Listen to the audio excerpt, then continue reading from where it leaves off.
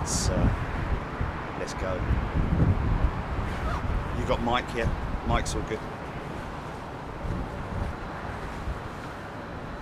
Hey folks, good morning and welcome to London Heathrow. There's going to be a few people who are tuning in right now who have never seen Big Jet TV before, don't know what it's all about. They're just a little bit curious because they've seen a live feed on their YouTube notifications. Anyway, good morning everybody, hope you're doing well. I'm at the Courtyard Marriott, great place to overlook the aircraft if you're somebody who's staying here at the Courtyard Marriott. We're here this morning, it's Monday, it's kind of out of our normal remit. We have shows, live shows every Wednesday and Sunday, unless we're overseas. This week we are overseas, believe it or not, initially, ironically, sorry, in Toulouse, in southern France, which is the base, the main base for Airbus. It's sort of like their head office, but also they have a huge final assembly line structure there at Toulouse, assembling Airbus aircraft, A330s, A350s, A320s, A321s as well. They also have assembly lines and elsewhere in the world, in Canada. They have the A220 assembly line in Hamburg. They have an A321 assembly line. So the reason why we're here this morning is because quite some time ago there was a little bit of an accident, well, quite an expensive one it has to be said, with a Virgin Atlantic Dreamliner and a British Airways A350-1000. And what happened was they were being pushed back out of from their parking positions, and the 787, the Virgin 787's wing collided with the horizontal stabilizer of the A350. As a result, both aircraft were taken out of service. The Dreamliner was fixed very quickly. They kind of kept that under wraps, to be honest with you. We weren't made aware of it at all. However, the British Airways A350 has since that date, which was, what was it, December or something, Gilly, last year, or April this year, sorry. So still some time ago. She's sat at the maintenance sheds over at British Airways since then, just moving from position to position, freeing up space for other aircraft. But today, what has happened is they've obviously had to wait for this particular part of the aircraft, which is probably only about that, you know, I'd say probably about that big. It's not much bigger than that, really. It's a relatively small piece of a horizontal stabilizer. It's the end part, the very tip.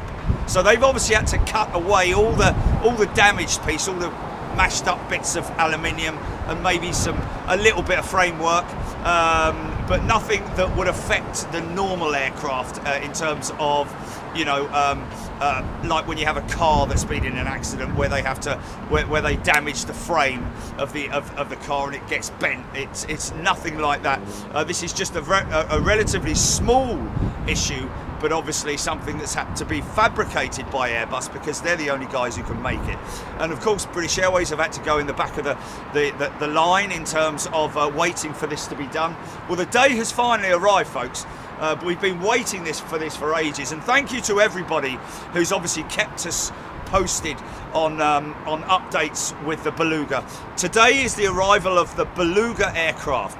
The Beluga aircraft is a transport aircraft specifically made by Airbus for one job only, and that is to transport parts of their aircraft around the world. Literally, they pick them up from their manufacturers because Airbus have a lot of partners in Spain, Germany, here in the UK. The wings are assembled here in the UK, in Wales, and all around the world, including China, and of course you have the different manufacturers for all the different components in the aircraft. So so this is a fantastic opportunity for you guys to see this amazing aeroplane. We did put a tweet out yesterday and also put something on YouTube as well. In the meantime, if you want to have a look at her to see what it is that's coming on its way, it's leaving Toulouse now. It is literally just taken off, I believe. Is that right, GP? She has taken off, folks. About 1 hour 55 minutes is the normal flight time for from Toulouse to London Heathrow. Estimated 10:35, so a little bit earlier potentially. But we're very fortunate, of course, to be where we are in terms of our positioning. But the great thing is that, and the interesting thing with the Beluga, is that at the different locations where they use it all the time, they have specialist bays where they push the aircraft in and the nose comes up, and then they have a bottom a platform where they can open the nose and just slide the stuff out. Whether it's a fuselage part, whether it's a part of an empennage, horizontal, vertical stabilizer, different segments of fuselage, the wings, like I say, the XL is massive. It's big enough. This is bigger than the original Beluga. This can now carry 2 sets of A350 wings as opposed to the 1 set on the original Beluga. So it is absolutely massive. But what these guys, the challenge that these guys at Heathrow have, is the fact that they don't have a specialist bay to park the aircraft into, open the nose, slide it out. So they're going to have to use a rail system that's parked in front of the aircraft, because as you'll see, the nose, where the nose is, there's actually an overhang. This part here is the fuselage, the front of the fuselage. The cockpit is below that. So you can't just drive straight up to it like you can with the jumbo jet, where they just open the nose up and they just drive straight up to it. They have to construct something in it to build that platform and then overreach the aircraft's cockpit area. So we're going to see it because the crane is right there. Something that I observed as soon as I got up here, because the big question was, she's going to land on this runway 27 right, then she's going to taxi all the way up here, and then we were a little bit unsure as to what they're going to do. I'll show you now what I'm talking about. So this is the maintenance. These are the maintenance sheds over here with British Airways, all the BA engineers. Very efficient team over there. They've got a couple of engine test bays, one there and one through there as well. It literally stretches all the way around there. These old sheds here, folks, for anybody who loves their nostalgic stuff, you know, the old stuff with Heathrow. You see the archway that you can see in there, that concrete archway. That is the old original sheds of hangars that they used to work with, like the VC-10s and the 707s, whose obviously were a lot lower back in those days. But what they've done here is they've had to obviously extend the whole shed out because of the length of these modern aircraft. But anyway, this is where they're going to be parking her. Here's what we're going to get. We're going to get the Beluga's going to be on this track here, folks.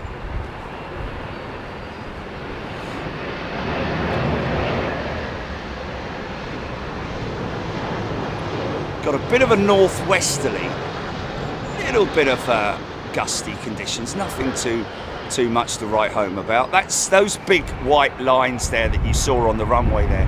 That's the touchdown zone.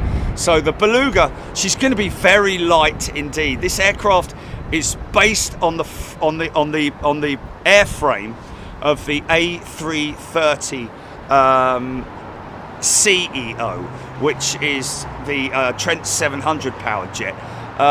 So she will taxi.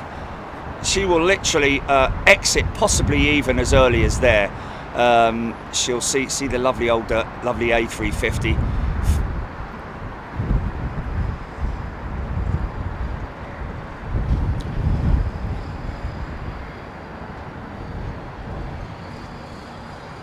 So there we go. She's going to taxi all the way up here, and when you see her, Now this particular Beluga, if you look up the Beluga, Airbus Beluga XL, make sure you Google XL, because you will see they've got 6 of these aircraft. Today's aircraft, we believe, is going to be the number 6. Is it number 6, GP? Which is the one that we featured in our our little post yesterday, which is our footage, and it is the only Beluga of the Beluga XLs, the only Beluga XL that has the wink on it. It's winking rather than the eye of the Beluga, but it's still got the big smiley face on it, which we love to see. So it's all about rescuing this A350 today. Airbus have come to the rescue. They could have shipped it by road. I'd imagine it's going to be in a container, a wooden container, I would imagine. Obviously very well protected inside the container. But as you can see here, folks, this is the giveaway. That's something that you never see at London Heathrow, is that big crane there, unless they're doing some other kind of work. But that big crane there is going to be used to lift the crate. I'd imagine it's going to be a wooden crate. And the other framework that you can see down there, I don't know if that is specifically anything to do with it, unless of course they do have a set of rails, because I know that I have seen on some of the old they're putting the cones out, so that means that's the area where I'm just hopeful that they'll move that 777 there, because if she's parked there, then you'll see the whole nose pitch up. Just move this a little bit that way. Sorry, folks. This is the aircraft that's going to be fixed. Not this aircraft, but this is the type of aircraft. This is the Airbus A350. One of the most popular super twins on the market right now, alongside the Boeing 787. British Airways received a brand new 787 yesterday. Congratulations to them on giving birth to their new aeroplane. Oh, this is Virgin.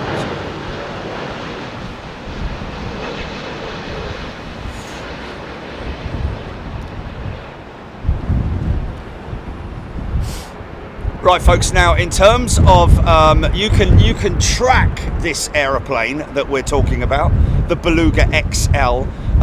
It's quite simple. Just go to Flight Radar 24. It's the app that's on your phone. You can get it on Android and iOS. So it's very easy to download. It's free of charge. There are in-app purchases, but obviously that's for people who want to use it on a regular basis. But if you're just for one particular time, you want to track a particular aircraft, then you can obviously download it and track your loved ones if they're flying from A to B, but today you can track the Beluga XL. Now it'll be, because you'll notice, the first thing you'll notice when you go on to Flight Radar 24, if you haven't put any filters in there, you're going to struggle to see this thing, because there'll be thousands of aeroplanes. However, if you scroll all the way down, if you go all the way down to southern France at Toulouse,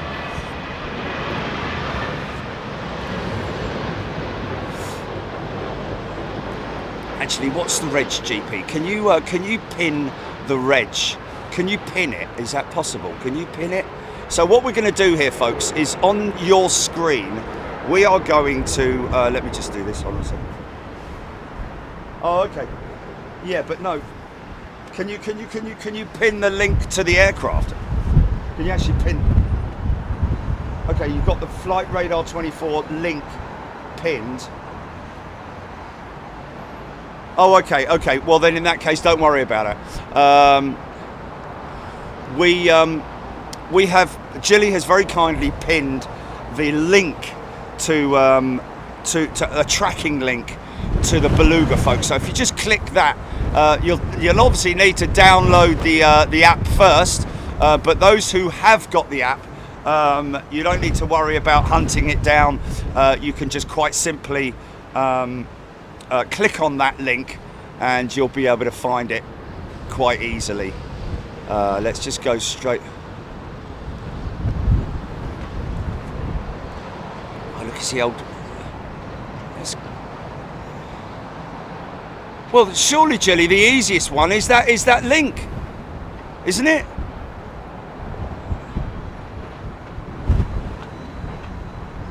Phil Boardman, just south of Bergerac. Wasn't that shoelace or something? Bergerac, was it? Oh, okay, not the shoelace one.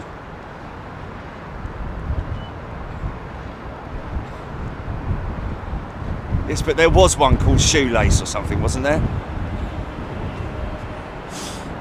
Is this Dave?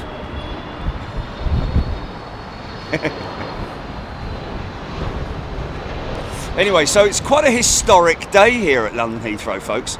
It's the first time that this particular aircraft type, even before the Beluga, was the Guppy, which was a crazy-looking aeroplane. Based on an old turboprop and all fly-by-cable. This, of course, is a highly modernised fly-by-wire A330 CEO.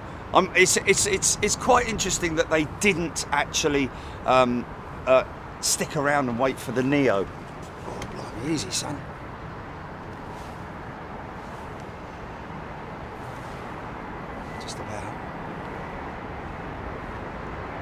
Shoestring, there we go. Shoelace.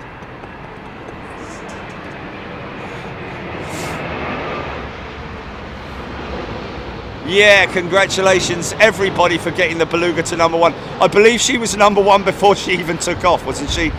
When she came on radar. So see those big white marks on the runway there, folks? That's the that's the aiming point for the pilots. And at around about 500 foot, there are other markers here. This is obviously the threshold of the runway, and then you've got your different aiming points. These are this is the touchdown zone, literally, that we're talking about, and that is the aiming point that the pilots are aiming for. So to get one right on the burns there, as they call it the burns because obviously the tyres burn the runway with all their rubber.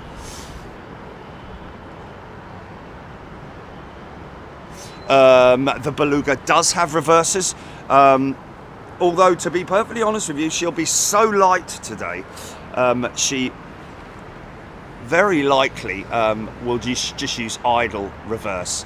In other words, they'll open the reversers, but they won't actually utilise them because she's obviously got very strong, powerful brakes, as well as the huge, great big wing spoilers, which become ground spoilers once she's on the ground. Look at the wings flexing on that thing.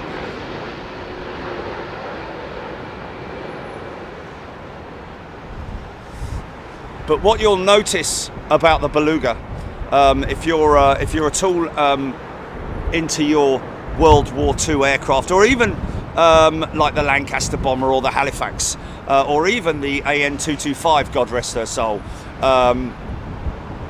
the horizontal stabilizers have vertical stabilizers as well. They're not rudders. They're not used. They're fixed stabilizers. They're not rudders like they had on the old bombers, but the reason for that is to stabilize the aircraft, because the airflow over it and the amount of air that is hitting the vertical stabilizer is far less than it would be normally, because the fuselage is so high, and you'll see exactly what I'm talking about. It will look very, very odd when you see it coming towards you.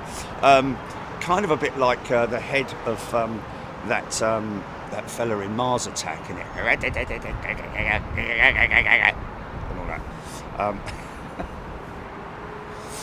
Anyway, so that's the crane, folks. So we're in the right position, put it that way. We don't have to move today. This is obviously BA maintenance. Yes, GP.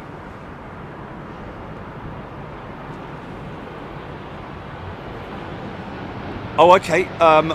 Jill is just telling me that we've got a capability. We've got we can now have a look and see where she is on radar. Now, just let me show you quickly before you see that. That aircraft there, that A330. Now, that is a CEO, not a Neo. It's a CEO, which is the A330, and that has the Trent 700 engine on it. Now, that is the airframe that the Beluga is based on. And you will see the incredible modifications. Doesn't really resemble anything like that, apart from literally the wing and the engines. But Jilly has told me that we're able to put a live track on the on where she's at. So do you want to put that up now, GP?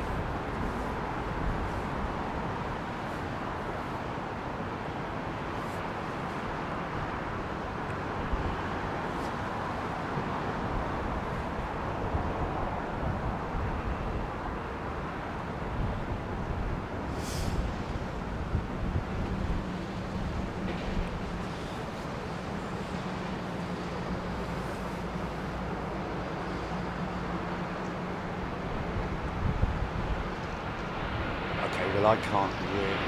I think what's more important is that people can get to see that. Okay, GP, do you want to take that off? Yeah, I thought we were going full screen, but that's all right. That's, yeah.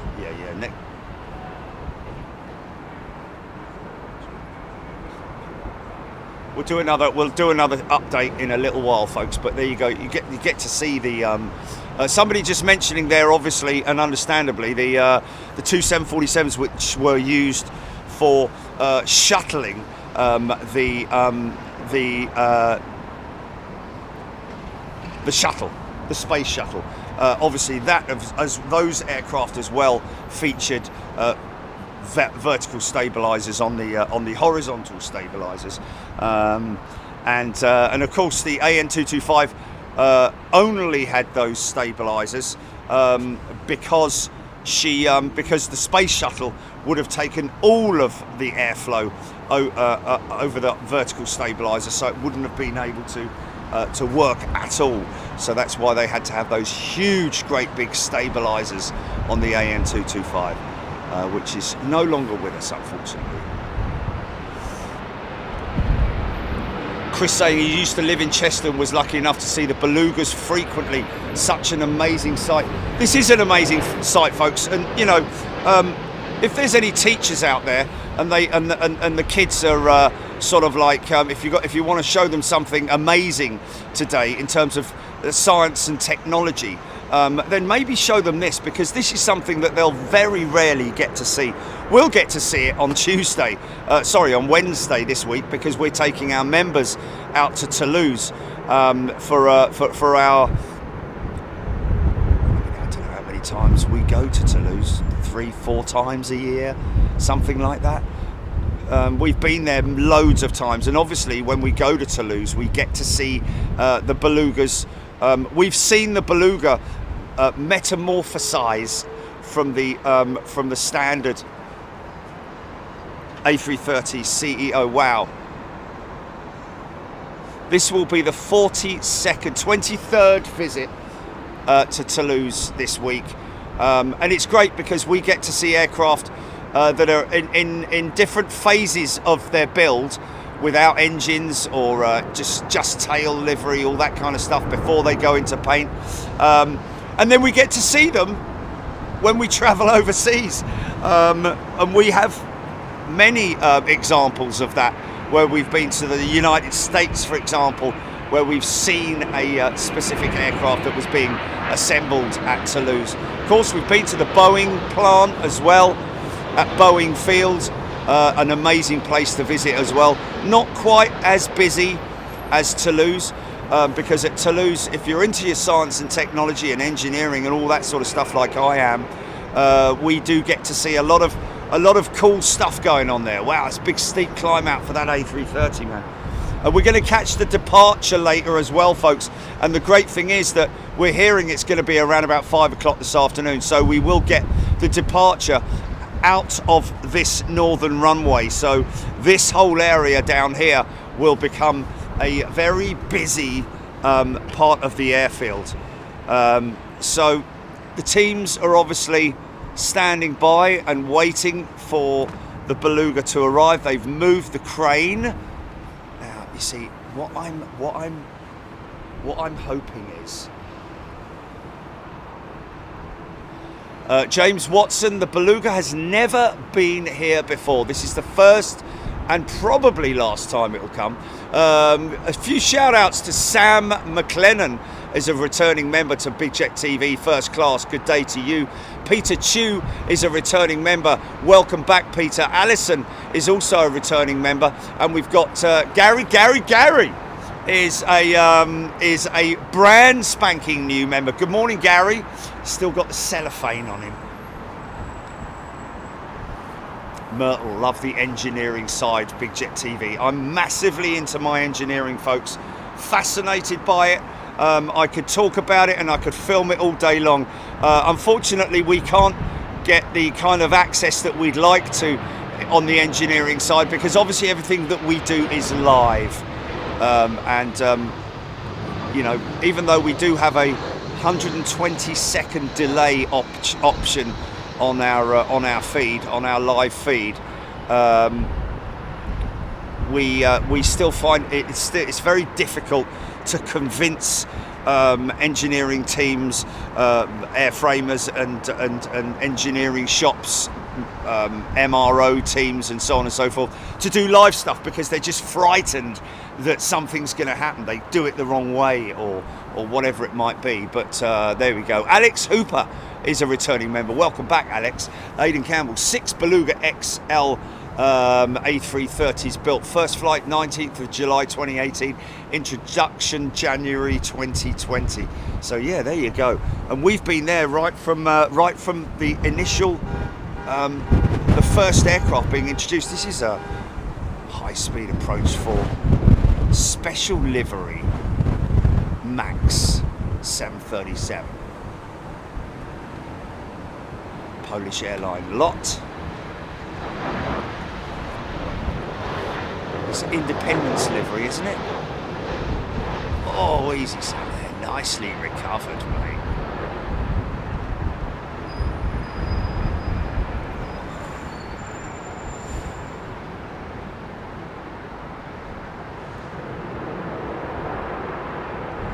So the Beluga will be quite light. However, it may be that this Beluga, they may be using it. They may be going onwards to Chester for this operation. They may well. It's scheduled to go back to Toulouse, is it? Right. Okay. Oh, okay. Yes. Okay. Oh, rubbish mechanic. Hope this is making you feel better, mate. Had his appendix out yesterday. A quick recovery, please, rubbish mechanic. Hopefully it wasn't a rubbish physician working on your appendix. Cheryl Howard, HGC. Brian Pounder, good morning. Alpha Bravo. Why is the Beluga coming in delivery of spare part? Well, Alpha Bravo, yes, it is actually. It's delivery of a specially fabricated part of the aircraft, which is the tip of the horizontal stabilizer, the wing, the tail plane, as it's also known as, or the empennage, which is the back end of the aircraft. It's one of the first big words that I learnt about in aviation was the empennage. So the empennage is literally, as you can see there on that Cathay jet, literally that whole back section there is as one piece, and I think that is it's assembled, but it's obviously assembled in Paris, but the in Paris, in Toulouse. Oh, all of a sudden. That's a 777 that you're seeing there. But the empennage, that is the back end of the aircraft. The aircraft that we're looking at, I think that's a Dreamliner there, isn't it? That's a Dreamliner there. Where is she? That's a 777. That's a Dreamliner. She's actually not in view. I wonder if she's in there, maybe. Is she still asleep? Oh, look, lots of people, lots of people. I think they're doing a FOD walk. The FOD walkers. Tonight on CBS, the FOD walkers.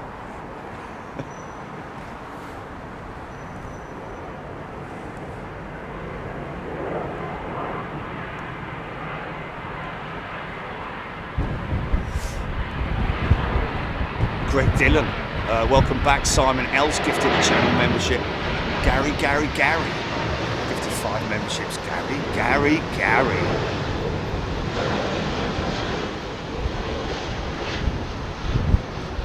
So what? How does that work out? Is it Gary, or is it Gary? Like shaking the head.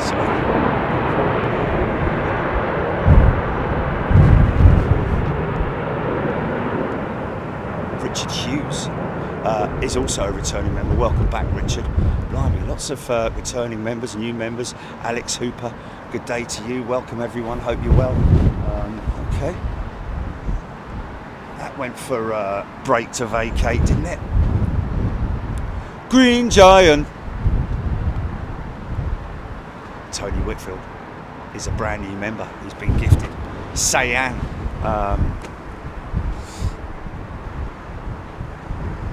Lieri. Nick's Carnival's video, that Thai logo looks gorgeous. Stephen H. Will the work be undertaken by BA's own engineers or by Airbus's, or a bit of both? Stephen H. I think, well, fabrication, attachment. You know, the engineers here at Heathrow are probably, this is new to them, isn't it? This is definitely new to them in terms of repair work. Although, you know, on I would imagine that most of the fabrication work, any sort of like body work, replacement paneling or over paneling or whatever it might be, was probably carried out down at Cardiff. I would imagine, but here at Heathrow, that's a good question, and something that I have questioned and asked myself is whether or not the engineers that are going to be undertaking the work to replace this part, because it obviously has to be attached, doesn't it? And that is those attachments will be by way of very high nosy attitude on this 777. That will be undertaken by, I'd imagine, well, it has to be specialists, doesn't it? I wouldn't imagine it would be your usual engineers that are here. Not in any way downplaying the engineers themselves here, because they're obviously highly skilled and highly qualified. But are they skilled for fabrication work in terms of, you know, because it will need to be riveted, won't it? It will need to be attached. Unless they are fastened. Not so much rivet attachment, but fastenings. If it's fastening, then it might work. I don't know, but it's you know, at some point there will have to be some kind of riveting or fixing, because obviously you need to fix the part, you know, one bit to the next bit. You need to make the two up. That's something I'm not 100% sure about, to be honest with you. But good question, Stephen H. Lottie May Frank is a returning. Welcome back, Lottie May. If you're wondering what we're here for, folks, we're here for the Beluga XL, Airbus Beluga XL. Sven Aker Ekstrand.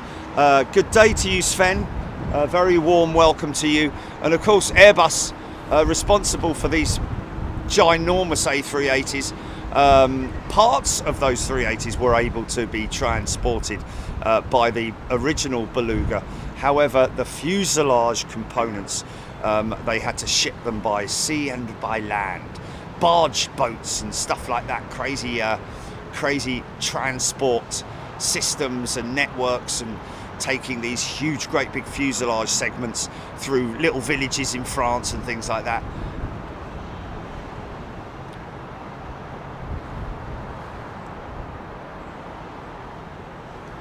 Is that Sven from Sweden, perhaps? I don't know. Crane update. Now, I'm wondering, just looking at the... oh, crane moving. Crane operator just making sure that... Now, you see the way those cones are laid out, and I reckon that they're going to bring that Beluga around, and it's going to point with its nose right there at the crane. I think not behind, not with its back to us, but sort of like they're going to wheel it round. They're going to bring her up here, and they will probably shut the engines down here. I'd imagine somewhere around about here or there, and then they will tow the aircraft, tow the Beluga all the way through and up here. You're going to be amazed when you see it, folks. If this is the first time you've seen the Beluga, then you're going to be pretty surprised.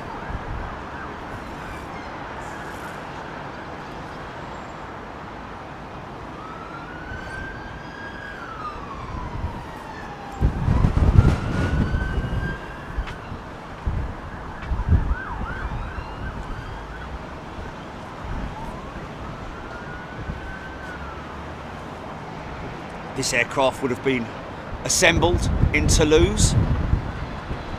British Airways Better World Jet, as we call it, Bluebird, here on our channel. And I say our channel because it is members who support this channel that fuel it, literally. Okay, so they've moved one aircraft out of the way. They're moving that 787, that's good.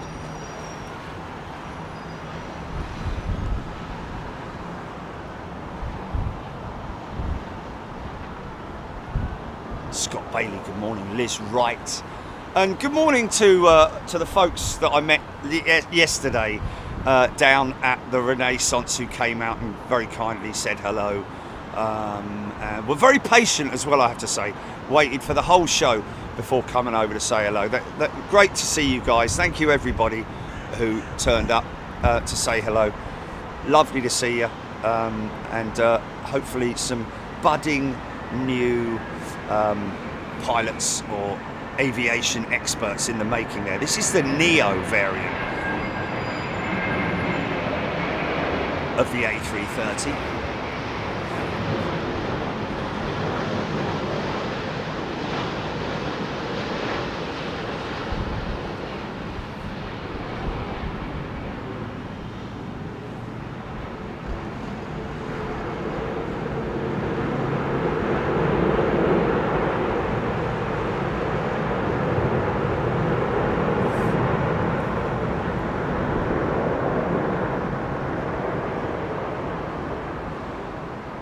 So of course the marketplace, the main two airframers, Boeing and Airbus, of course, Embraer are also involved in the single aisle market. ATR involved in the regional market. That's an ATR going out there, isn't it? 42 possibly. And that's the future of engineering the power plants that we're looking at for for regional stuff. It's going to start off with the regional aircraft with the new biotechnology, open fan technology, fuel cell technology, which is where they mix nitrogen and air together to create electricity. Hydrogen, sorry. Nitrogen. Easy, son. Hydrogen and electricity, an air mixture to create electricity that is then a little bit of a struggle here, this 767. Nitrogen's what they fill the tyres with on these aircraft. Around about 200 psi, easy, son. Dip that that right side in first. Turned into sort of like a direct headwind now, isn't it?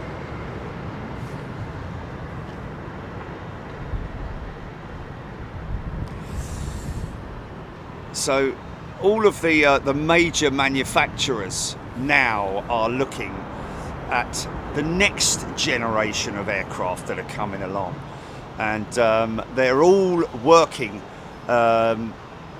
to create an aircraft which is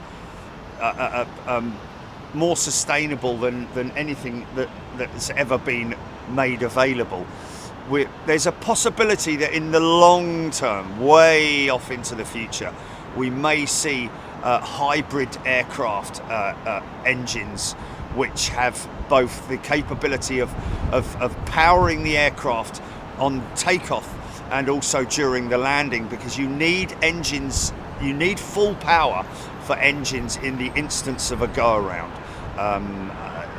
But once the aircraft is at cruise altitude, if they can develop technology, an engine that is able to run on that fuel cell technology and be able to power these jets in a hybrid.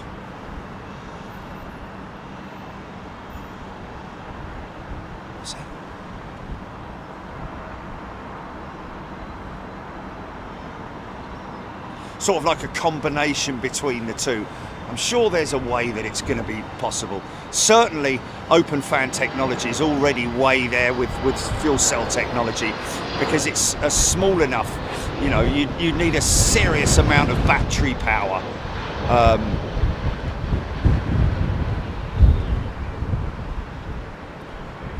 Or power in general. Torque is what it's all about, because, you know, to these things, oh, start up.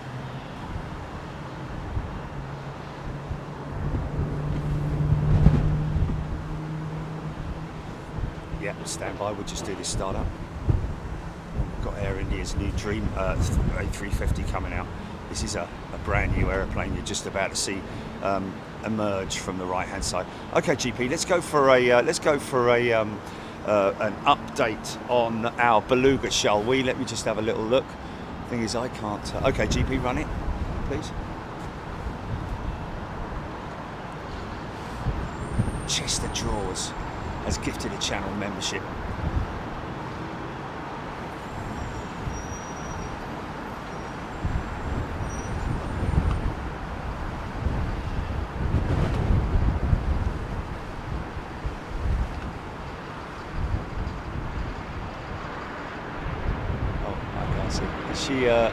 Okay, she's a lot closer. So she's kind of flying up the west coast of France, isn't she? She's flying up the west coast. Yeah, she's just east of Nantes. So we got any Indian folks in the feed? I'm pretty sure we will have. D. Frank is a brand new member, and like I say, Chester Jaws has gifted a channel membership. Thanks, mate. Good morning, everybody. Hope you're doing well. Dilithium crystals is the way to go. They were doing it in the 70s on telly, Stu and the crew. So there is the A350-900 with Air India, the new A350 in the fleet. They've got 6 of them in operation, and this particular aircraft in the new Vista livery, with which we've kind of adopted very quickly, haven't we? We've all sort of like, you know, yeah, okay, we like that. Well, I have anyway, and a lot of other people have.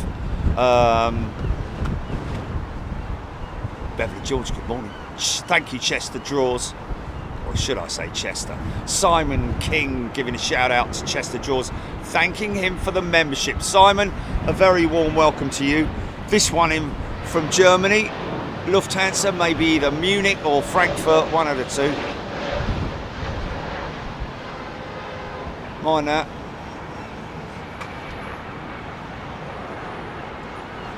Nick Fishenden, battery power can't work unless someone develops one that weighs next to nothing and still provides enough power. Well, Nick, that's what they're doing. They're providing a system which is a fuel cell technology, which is where it's a sort of like a hybrid version of a the kind of batteries that we're all used to. So they're obviously bringing down the weight. I remember when they started doing electric trolleys for golf, and the batteries weighed an absolute bleeding ton. Now they're very light, so the technology's getting lighter and lighter for batteries. And of course, remember that this is a fuel cell, which is being continually charged up, so to speak, or fueled with the mixture of hydrogen and air, oxygen, so to speak. So those two elements, when they're put together, will create the electricity. So it's almost like the equivalent of having like a powerhouse in the aircraft itself, like a little industrial workhouse, which the hydrogen will obviously be carried in the wing, in the normal fuel tanks, so to speak, obviously protected and so on and so forth. And the oxygen will then be, it's free, innit? It goes straight through. You're flying in it. The air that will be then ingested through systems that will then mix with the hydrogen, and then that will create the electricity, which will then be stored into the fuel cells themselves. And it's already been proven it will work, especially on the regional aircraft type, the smaller aircraft. And let's be honest. If they were to create a region,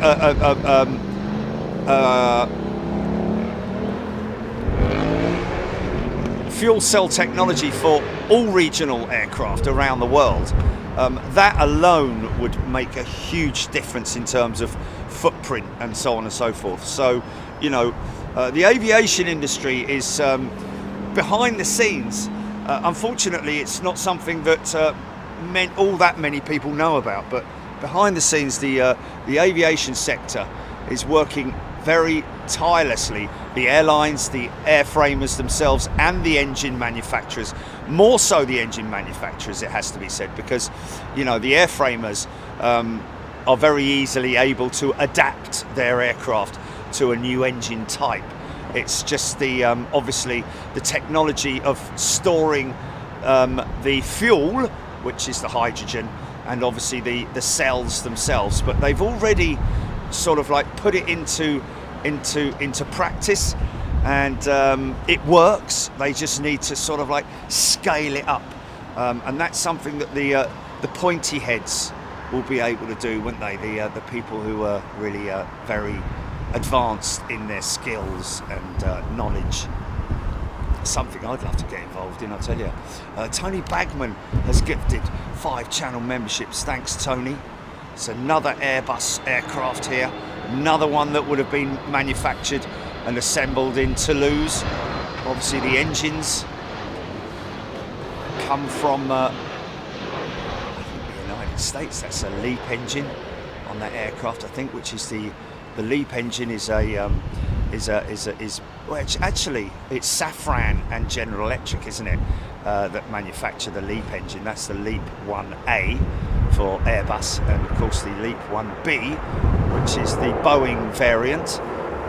Interestingly enough, the LEAP 1B has a lot more thrust than the 1A, which is quite interesting. I don't know if that's because of a weight thing or what.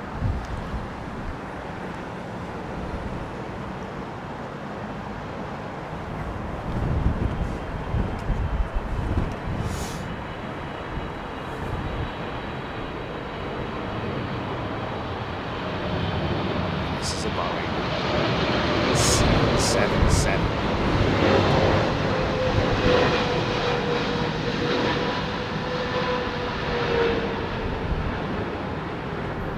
Yeah. And there goes the big old 380, look.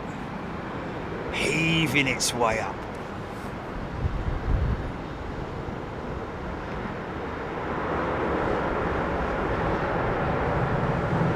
It's all relative as well, of course, you know. People say, and really I don't blame them, you know, to look at that aircraft and think, how the hell does that thing get in the air? It's all relative to, you know, to ground speed, the wing design. The wing is designed and developed, obviously, in wind tunnel testing. They figure out the best configuration of the wing, and of course, you know, what power it needs to get off the ground. And that's what I'm talking about. I mean, you know, one question I have is, you know, when that 380 is at cruise altitude, is it not possible for them to shut down two of the engines and fly the aircraft on two engines?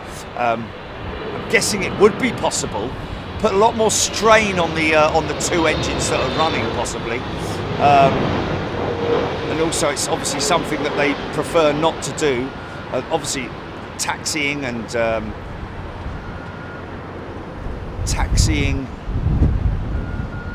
on one engine or on with these super twins is something that they do often, but only for a short distance. It will normally be the other engine will be started not long after it's left the gate, because you obviously need time for the engine to spool up and all the temperatures to start working properly, because you know there are parameters that you have to work with. Beverly George can feel the excitement building. 7,000 people watching right now. Good morning, everybody. Hope you're doing well. Hope your week's got off to a good start. Meredith Jane has gifted 5 channel memberships. Thanks, Meredith. Avro Arrow, if you've never seen the Beluga in flight, Big Jet TV is about to give you a front row seat. And that is exactly what we're doing. David Horniblow is a new member. Welcome, David. If you're wondering what we're doing with shouting out all these new members, folks, they are people that are joining us. They will be coming. All of our members will be able to join us in Toulouse on Wednesday, where we will be able to see a number of these Beluga aircraft and also other aircraft that are in different stages of build. It is an active Toulouse-Blagnac is an active airport, of course, but it is just fascinating to see these aircraft. There's a delivery centre there where you will see brand new aircraft being delivered. That Air India jet over there, they had a big ceremony for those guys. I wonder if the new delivery centre has been built yet, because last time we were there they were in the process of building a new section onto the delivery centre, and we'll see that on Wednesday. And we literally do have a front row seat here, folks, and the great thing is that we know now, one of the things that I was a little bit unsure about, we were all unsure about, was where they were going to take the Beluga when she arrives. We knew that she was going to come up to this point here, probably shut the engines down there, and then they're going to tow her. I was under the impression that they might take her all the way around the front, but it looks to me like, well, it's obvious now, it's pretty obvious that this is the area where they're going to park that thing up. They've got the crane ready. You very rarely, if any time, I've never seen a crane there. That's obviously to lift the crate out. It might be quite a lengthy offload process because it's something you can't rush, obviously. And the Beluga itself has a very sophisticated loading and unloading system, which is used by the Airbus facility themselves, which is like a raised platform. So the Beluga literally drives into a specialist hangar or docking bay, literally a docking bay, and then it will, because as you'll see, the front of the aircraft, it protrudes, and the back of the aircraft, sorry, the hinged part of the aircraft is obviously behind that, so there has to be some kind of a raised platform. So I imagine that what they're going to do here is maybe use some kind of a rail system.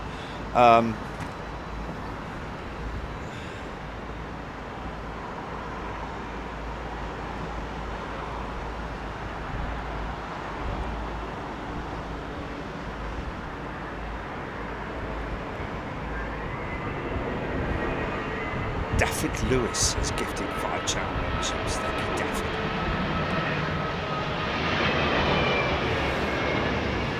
I'm always nervous, man, when it's about sort of like, you know, battery failure.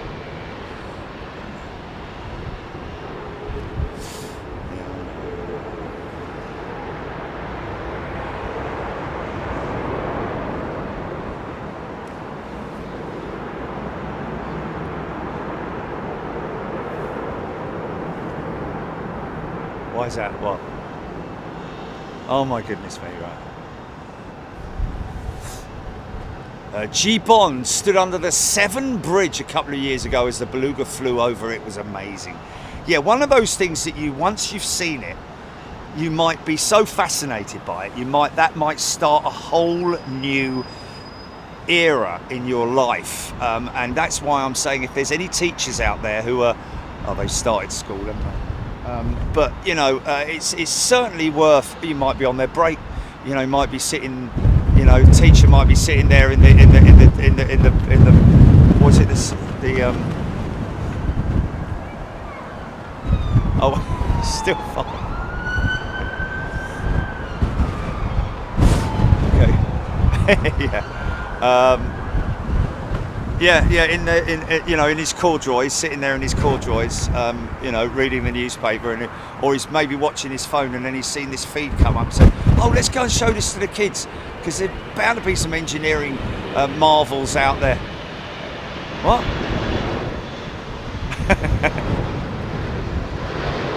Well, yeah, but they do, don't they? Brown corduroys, that is, with.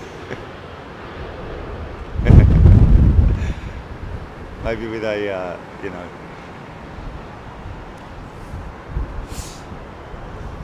Ellis Chernoff, good day to you, my friend. Barry Price, MCO Plane Spotter. Tuning in from MCO. Martin Mart Osborne, 6Y. My ex didn't realise she saw the Beluga XL with its adorable face. My ex didn't realise she liked planes until she sees it. So easy for you to say. Saw the Beluga with its. Oh, that's great. If you go on Google now, folks, and I'll tell you what, Chilly, we could probably play out that video, can't we? Of that from. Can we play out the video that I sent you yesterday of the Beluga, so that people can get an idea of what they're about to see? Jilly's just queuing it up now, folks. Stand by. Still keeping an eye out. What a great day for these engineers, man. I'm intrigued, like somebody mentioned earlier, I'm intrigued to know exactly who is going to be attaching this particular part. And she's going to be back in service by the end of the month, they reckon, or you know, maybe even sooner than that, I'd imagine. Mr. Planey, I've already been to the, we've done a live from the Toulouse Airport, or the Airbus Museum, where the Guppy is. Same one that you played out yesterday, Jilly. Same one that I sent you, the post, when I edited it and cut it, didn't I? On the fly.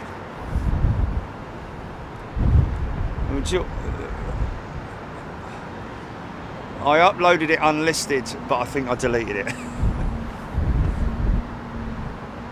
Yeah.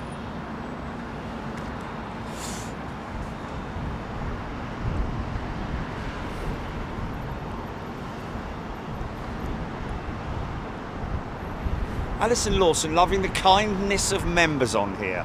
Well, you're in a very happy, safe place when you're a member or a subscriber to Big Jet TV, because we monitor regularly, well, all the time. We're permanently monitoring our feed to make sure there's no nasty people, and those nasty people are very quickly booted down the road into oblivion, like. This is the A220, which is also an Airbus, but not originally an Airbus, actually a Bombardier jet. But Airbus liked it so much they bought the company. It's that advert I saw. I liked it so much I bought the company. Is that Razor manufacturer or something? Okay, well, just give me a shout when you're ready to run it. Okay, yeah, stand by. It's okay, it's all good, it's all good. Is that the tug being moved into position? He's the very lucky tug operator today. Who's that? I wonder. Meredith Jane has gifted 5 channel memberships. Thank you, Meredith. I think I gave you a shout. Hopefully I did. Gary, again, gifting a channel membership. Oluwafemi asking, do you have a favourite, Jerry, between the Beluga and the Boeing variant? Forgot the name. Good question, that. Well, I personally had never seen the Boeing Dreamlifter. He got it right. Since our last visit to Anchorage, where we caught it. It's certainly not as appealing, well, to some people it might be, to those who are Boeing, all-out Boeing people, but the Dreamlifter is a bit of a brute of an aircraft, it has to be said. It looks very much like an aircraft, a jumbo jet that's, you know, a python that swallowed a donkey or something like that. Incredible looking aeroplane. Here we go, there's a 380 inbound here, folks.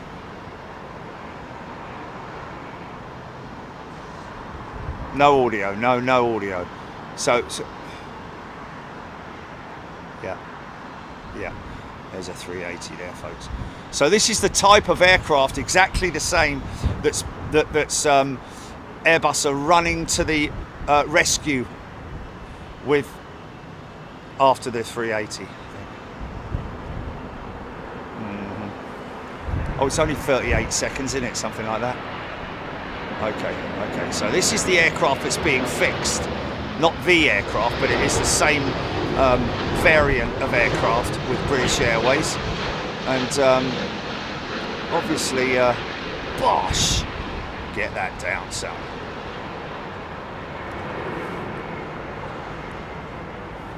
So because I'm so into my technology and engineering. Okay, GP, do you want to run that clip? Watch this, folks. This is the Beluga that you're just about to see.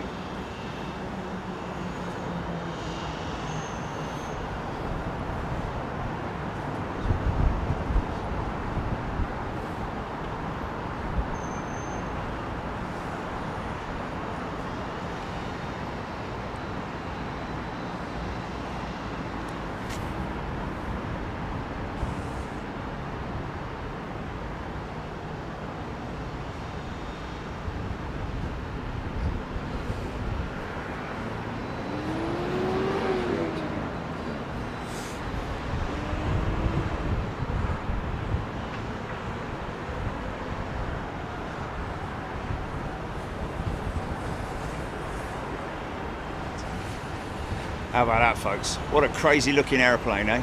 What a crazy looking airplane. Some might call it ugly. I don't call any aircraft ugly because they're built for a purpose.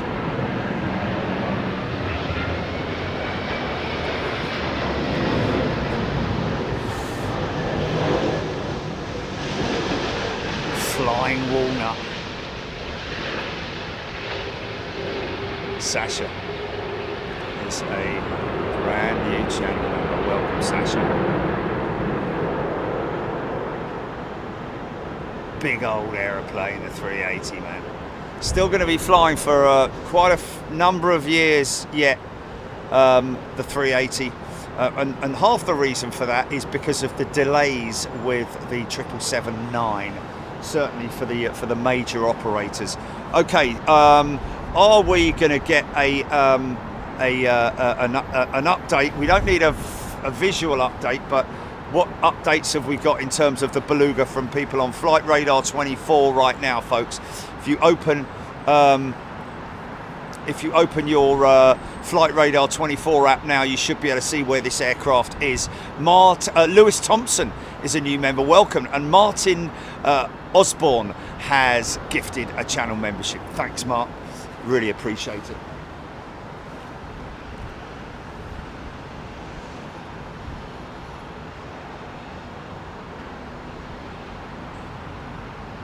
Interesting. So we've just got an email that apparently the entire horizontal stabilizer and actuators are being replaced. The entire, and all the works will be carried out by Airbus teams. So that's interesting. Wow. So the entire assembly is being removed. That's what that framework is round the corner that we saw.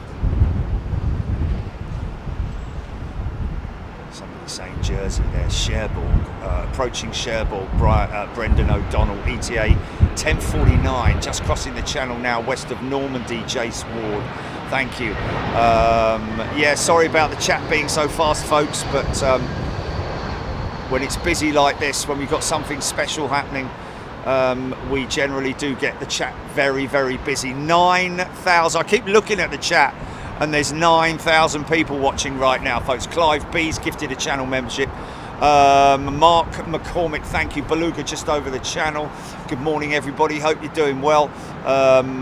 Michael Singh tuning in from somewhere on Earth.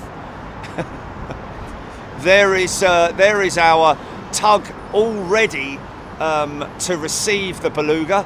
He must be a very he or she may be quite a nervous job, but then again, it's just another job, isn't it? It's just another tow job. I just like to see them move that triple, but obviously when you see areas and spaces like that, you think of it like, wow, it's a bit tight getting him in there, isn't it? But that's very wide between that door on the right and the end of that 777. So I wonder if they're going to be what apparatus they're going to be using for that for the removal, because that's a pretty major job. So therefore it is an entire stabilizer then, if that's the case.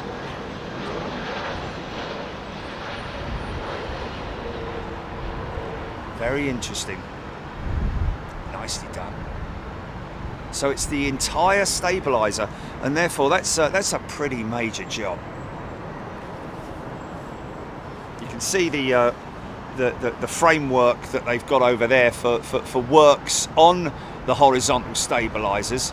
You can quite clearly see there the platforms, the access platforms, so that engineers and technicians can access the horizontal stabilizers and working parts of the horizontal stabilizer is linked up to a trim system which trims the throughout flight. The horizontal stabilizer is trimmed literally so that it keeps the aircraft at the optimal pitch for what's that there? Is that a truck there of some sort, is it? Or keeps it at the optimal, the correct pitch for flight. That's what's critical. So that's a pretty major job that they're doing there on that 350.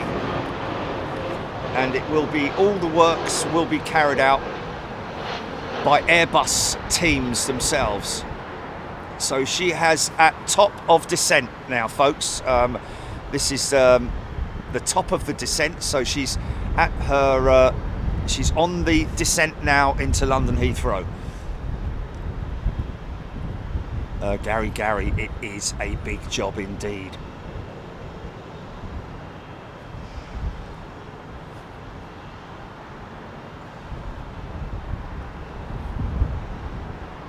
Tony McCall, Kilo Charlie, that's in the hangar, is off to Singapore tonight. Interesting. Is that a triple? Okay, we're just going to put the radar up very quickly, folks. Okay, we've got it up. Okay. Oh, fuel stabilizer replacement is why they need the XL to transport it. Full stabilizer. Yes, sorry, yes. I was under the impression that it was just the tip of the stabilizer, but it's because they've removed that part. But I think they've obviously had to fabricate an entire stabilizer. That would have been manufactured in, I think, is it Germany or Spain that manufacture the empennage of the Airbus A350?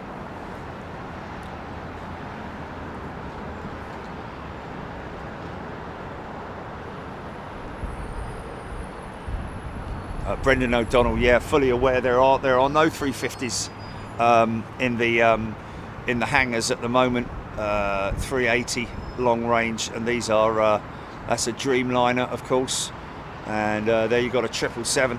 Don't know if she's in there.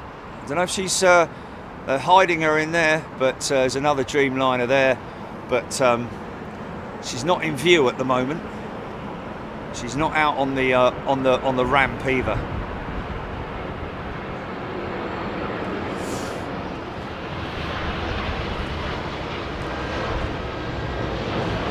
Oh my goodness me, yeah, the lead time is huge.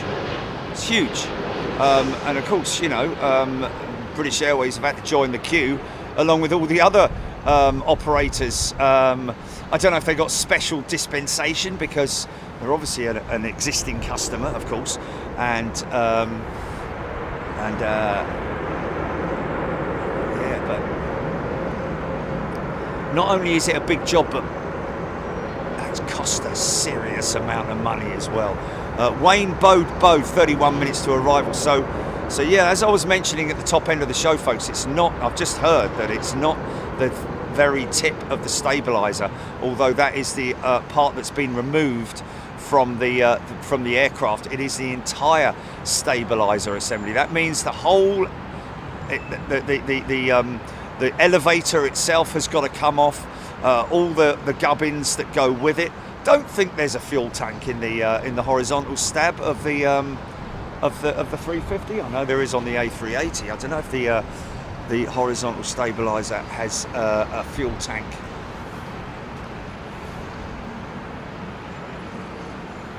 Ian Smith, 227 tons maximum weight carrying capability of the Beluga, by the sounds of it. But this stabilizer will weigh absolutely nothing. They'll obviously be using the existing elevator. Very nice touchdown. Very nice. That's a good looking jet. So that's the part there, folks. That's the elevator that you're looking at there. But what that is attached to, obviously, is the stabilizer, which is also a moving part.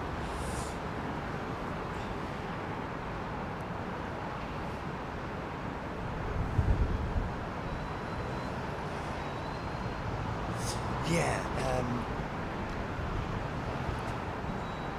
we've seen, I think they push the Beluga, don't they? The tow bar is attached behind and underneath and pushes the Beluga because of how low the nose is to the floor. might see that in operation. Look at the angle of attack on this one. Come on, son. Don't need any of that. I'll be 767-400. Running 15 minutes late, we're hearing. Rascas. Beluga did a trip to Madrid on the 6th of September. May or may not be connected. Oh, well, it will be doing regular trips then. Oh, but mind you... Oh, easy, son, easy.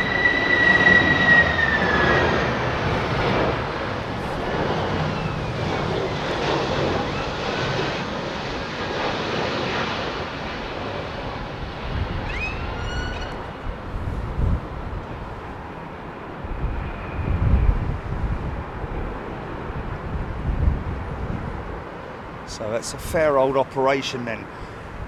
Offloading this this part. These guys will be. Look, he's all nervously. He can't sit still, can he? The old tug driver, can he? He's like, oh, I don't know what to do. I'm a bit nervous. Stick with it, son. Stick with it.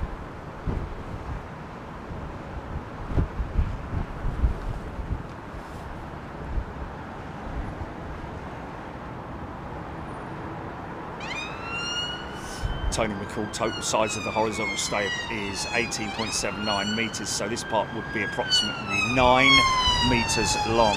So that's at least a 10-metre box, isn't it? He can't sit still, can he, that old tug driver? I don't know what to do, just all nervous. We drive around, keep driving around here.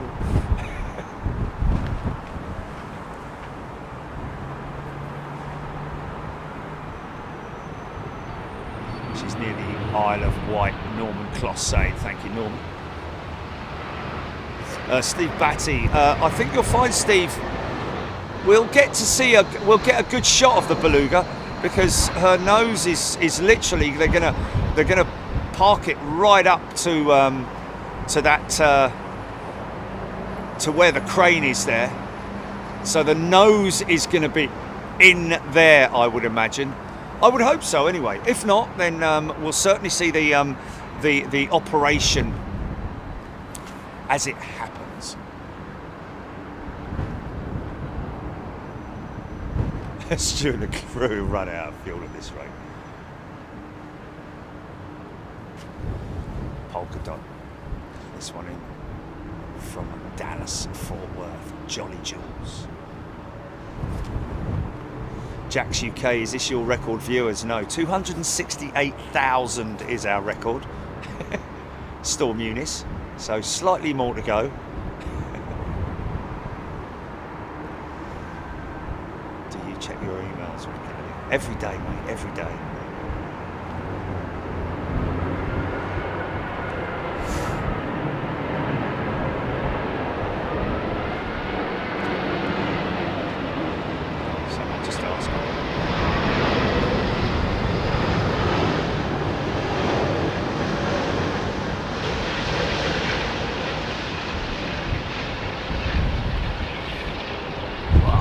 Bit of a thump there.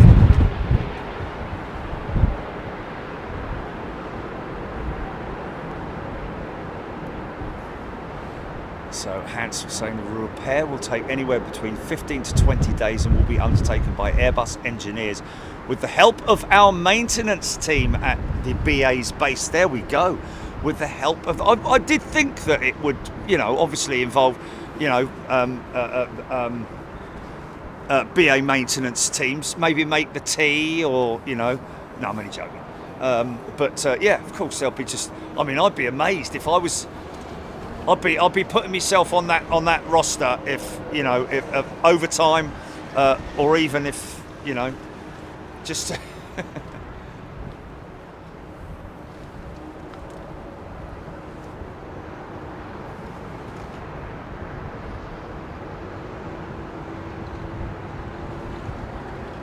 Stu and the crew, good job it isn't a side wind as the Beluga has a lower limit than the conventional stuff. Well, yeah, what he's talking about there, folks, is as you've seen from that video, it's like a giant sail, literally.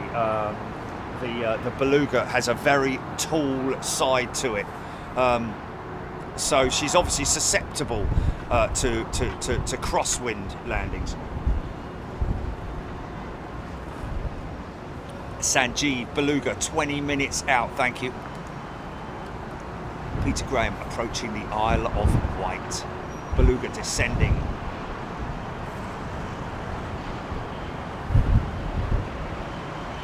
Just flying over David Mead right now.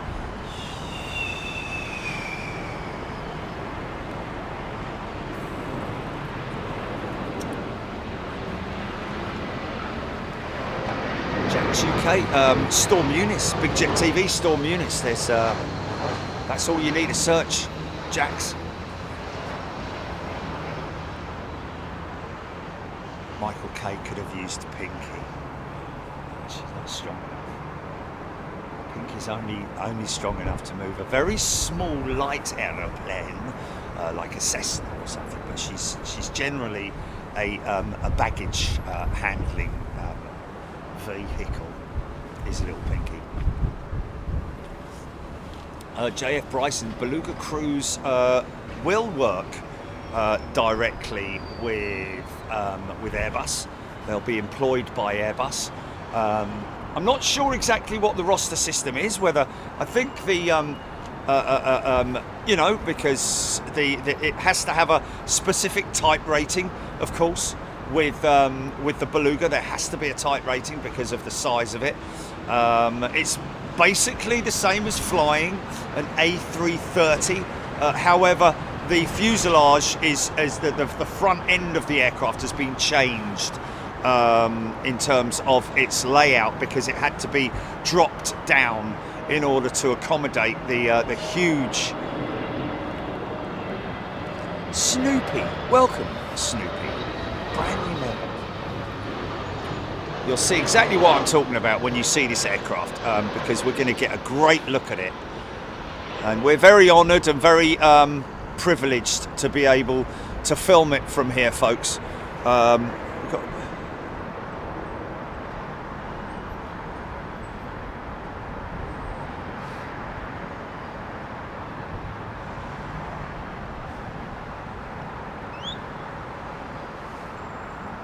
Lord Geek is some of the best TV he's ever seen. Yeah, it could be. All these security teams are making sure that people are all safe down there as well. There's obviously a lot of photographers who've come to capture this moment today.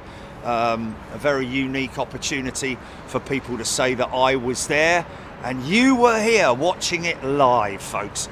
It's not just a photograph of a moment, it's live action.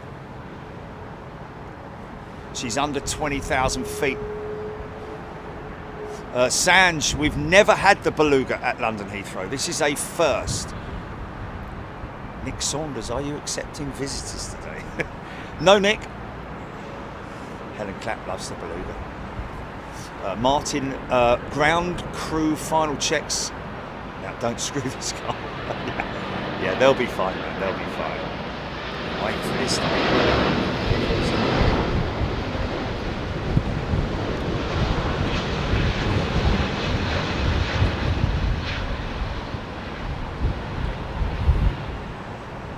Right on the marker, man. Look at the smoke right on the marker. Look at that. Yeah. Accuracy.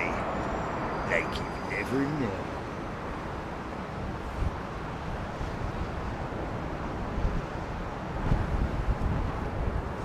A pistol night. I'm in Crystal Palace. Hope it's under the clouds here.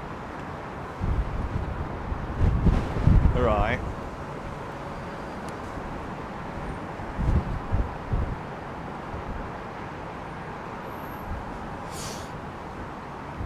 From a Gmail address. What's the signature? Oh.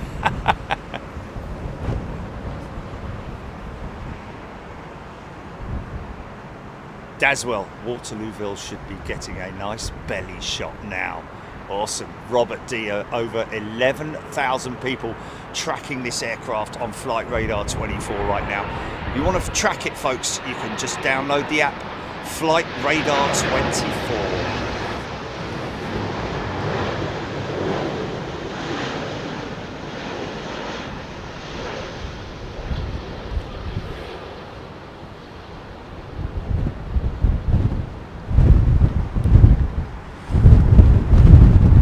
Very well respected tracking system with Flight Radar 24.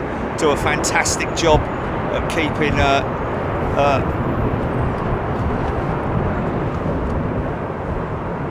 nice. What's he doing? Positioning himself. We've got some vehicles positioning themselves at certain parts of the runway. We've got this guy down here. I don't know if, obviously Heathrow are probably out there taking some photographs. We've got the local Heathrow police as well. Good morning, Heathrow police. I called them up this morning just to let them know that we were going to be here, just out of for you know, just to be courteous, really. That's why we've got such a good reputation with the security teams and with Heathrow as well, because we do things professionally and with courtesy and with respect to the airports and their security teams and all the people around the airport, because what you're looking at there, folks, is a city which is operated and run like a well-oiled machine. Cheryl Howard was so exciting. Helen, we will see it leave, and we'll see it right here. 20 minutes out, Paul. Thank you, Paul. Karen Nothnagel. Not going to be any water salute because it's a cargo operation more than anything else. It is a one-off specialist operation, but you know, it's not like a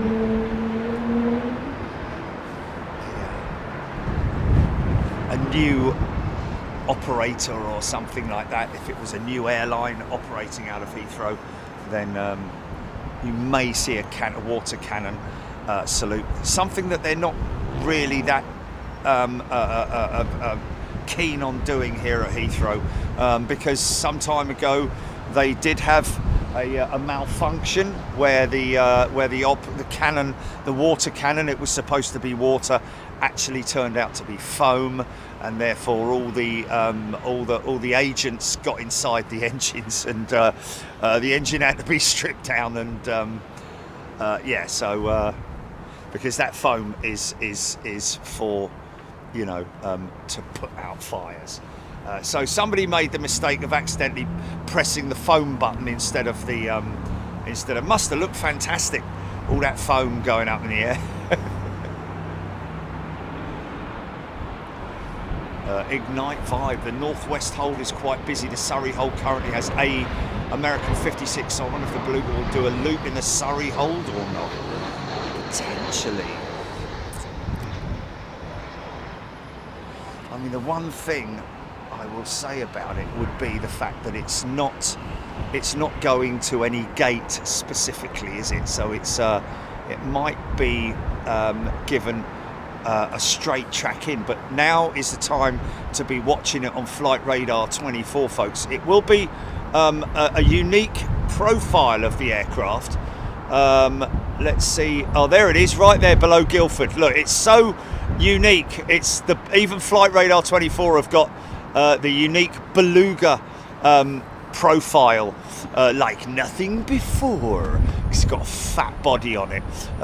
She's descending 10,000 feet, 229 knots, arriving in 9 minutes. Looks like she might come straight in, but that's something we'll just have to wait and see.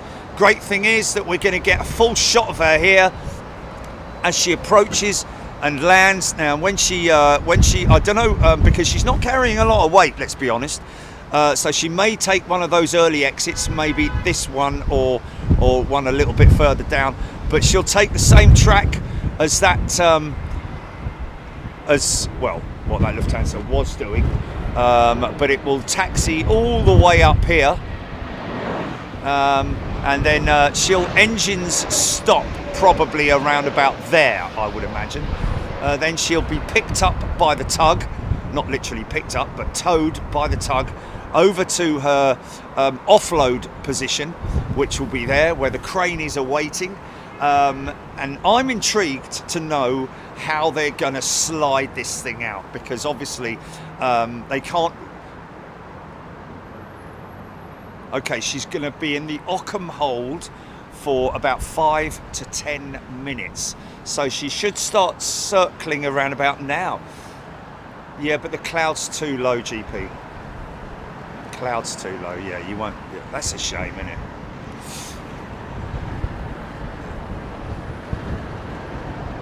So I'm looking on my Flight Radar 24 app now.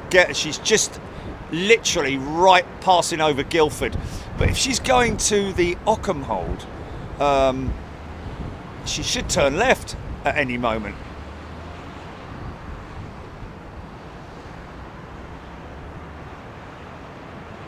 (9,900 feet). So she's holding around about 10,000 feet at the moment. So it looks like that's going to have 233 knots.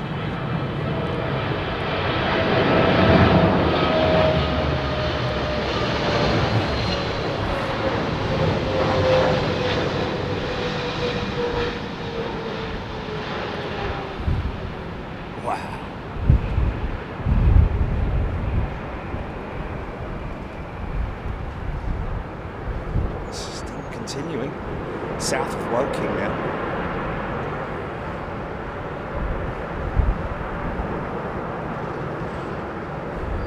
Still continuing.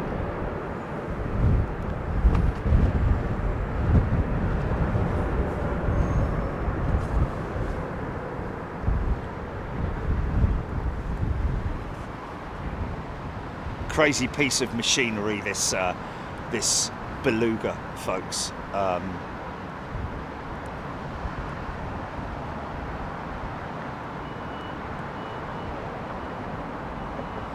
Based on the platform of the A330 CEO, probably just best to, rather than confusing people, just call it the A330 platform. The only thing that is really that distinguishable is the very back end of it, the empennage, but even that has got vertical stabilizers either end of the horizontal stabilizers, because of literally how fat the body is. It basically means that the body upsets the airflow of the in terms of it being able to fly or operate with the rudder. So she's got these stabilizers either side to stabilize her flight. She's turning into the Ockham hold. She's 63 meters long. She's 20 meters high, which is I think that's the overall, the big compartment that is 20 meters up. She's got a 60 meter wingspan. Again, like I say, the same as the A330. I'm just seeing if there's I mean, that is that's a 350 in it. What is it? Is it 330, isn't it? No, 350. Sorry. Sometimes it's a little bit deceiving, the wingtips of the 330. Over there, the other side of the airfield there, that's a 330 CEO with the Virgin Atlantic livery on it. There you go. You see, that's a 330 CEO. So the platform, basically, that the Beluga is built on, she has a 46.8 meter loadable volume length, which means that she can take some, these huge wing assemblies for the A350.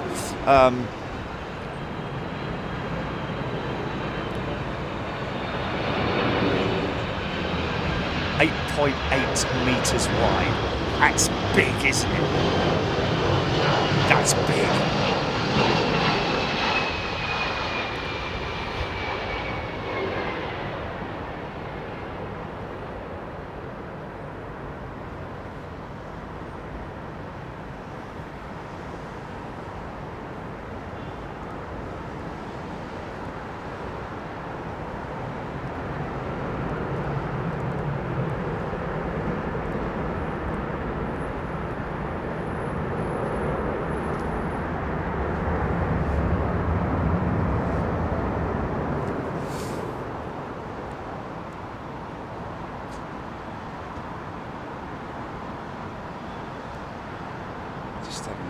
See if I can get a spec on her on the 330. Okay. Specifications. Span wing. Okay. Fuselage is wow. So she's got it 3 meters wider than the standard aircraft.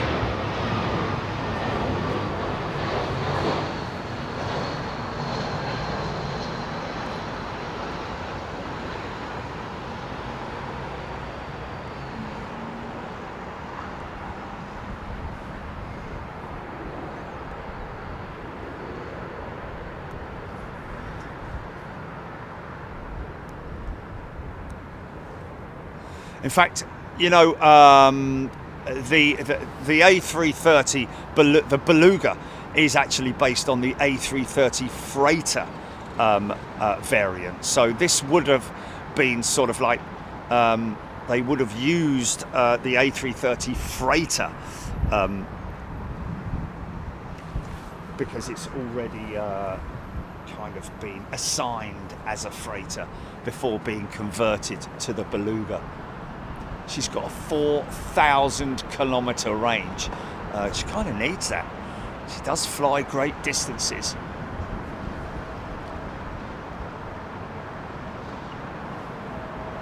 And like I say, she can take 2 A350 wing sets.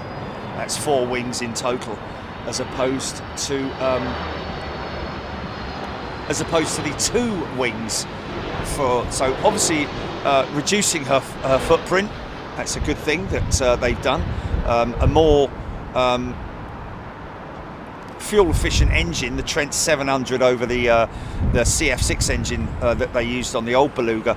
Not that much more fuel efficient, it has to be said. It's quite surprising that they didn't use the Trent 7000 engine. I'm sure there are reasons behind it, but could they potentially, because obviously they would need to refabricate the wing in terms of the hanging the engine off the wing, because the engine pylon is obviously a very important part of the aircraft in terms of holding the engine to the wing.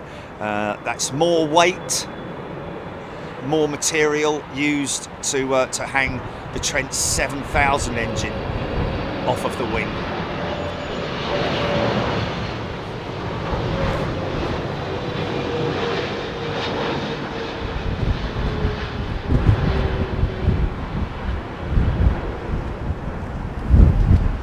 So we've got a bit of blustery conditions, but it's a slight crosswind, ever so slight. You can see the old socklet, a little bit undecisive at the moment. There we go. There he goes. Lit himself up now. Look. Go on, son. So a very sort of like light breeze, really, I would say. There's a lot of people all coming out. I think that all the engineering teams are maybe having an early tea break to get themselves. See the guys in the white overalls. They're the engineers. She's out of the hold, ladies and gentlemen. I see her. I see her. Yeah, she's done one circuit and is now heading east, where she will turn north and then west for the final descent and approach into London Heathrow. Wow. Must be great down there for those guys. There's the old tug operator biting his nails. Look. It's all down to me, son. It's all down to you. Hey? No pressure, mate. No pressure.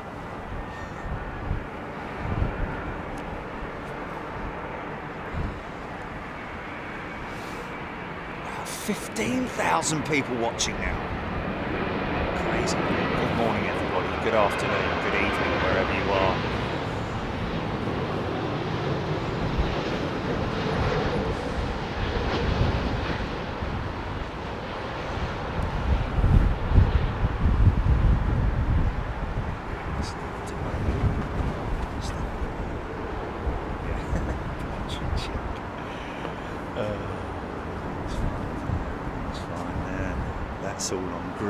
That's all on green. Right, well, we're all ready for you. We are ready for you. So this aircraft, this particular aircraft, folks, this is Beluga XL number 6. It's the only Beluga in the new XL fleet that has the winking eye. Look at the other ones, and they've got an open eye. So this one's, I don't know if she's, is the other side got an eye, or is she just, oh, okay, so the other side's got an eye. Oh, okay, so this is the side that you'll see the eye. I know, yeah, sorry, I know. Okay, but this side, we'll see the eye, won't we? We'll see the eye on this side. Here he comes, look. On descent.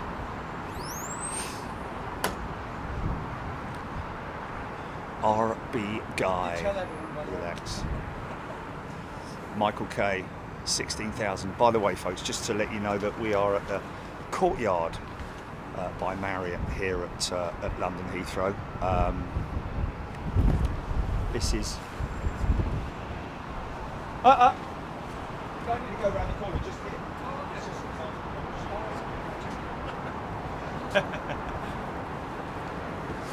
Thanks, man. Well, you know, people don't all know. Kirsty Allen, close call, meeting finished. There we go. Tony E. Bikeman, number 5, fourth in line. Okay, 5,200 feet. 163 knots, number 4 to land. Thanks everybody. Obviously reading off of their Flight Radar 24 apps. 16,000 people tuned in right now. Green Giant, good morning. Don't worry about the likes. We're not bothered about the likes, folks. We just love to be able to give this to you wonderful people who have maybe not seen anything like this before. Certainly there's going to be a lot of people. This is a first for a lot of people seeing this aircraft. May have heard about it, may have seen pictures of it, maybe even have seen videos of it. We're regular visitors to Toulouse in France, the major final assembly line for Airbus with their A350s, A330s, A320s and now A321 neo jets. The A380 assembly line was obviously decommissioned when the 380 they stopped making the 380, but they've utilised the 380 final assembly lines and turned them into the A321 FAL, which now has doubled up their production capability or delivery capability, I should say, with customers around the world who are, because I think, you know, in terms of, you know, narrow body jets, oh, there's our lovely old fire engine. She's going to be decommissioned soon, folks. She's got a 1 kilometre long hose, which is a high capacity delivery of water for that. So it's a specific use for that lovely old fire engine. And it's going to be a shame when she leaves Heathrow. Did speak to the fire crew, and they said that might be able to put a bid in and buy her on eBay or something like that. You know, that's another story. Let's turning on to finals. Noel J, thank you. Martin Osborne. Let's just have a look and see where she's at. Right, okay. Oh, she's making a bit of a course change there, GP. She's not going to go on the southern, is she? Or is she just... Okay, so she's third out. 1.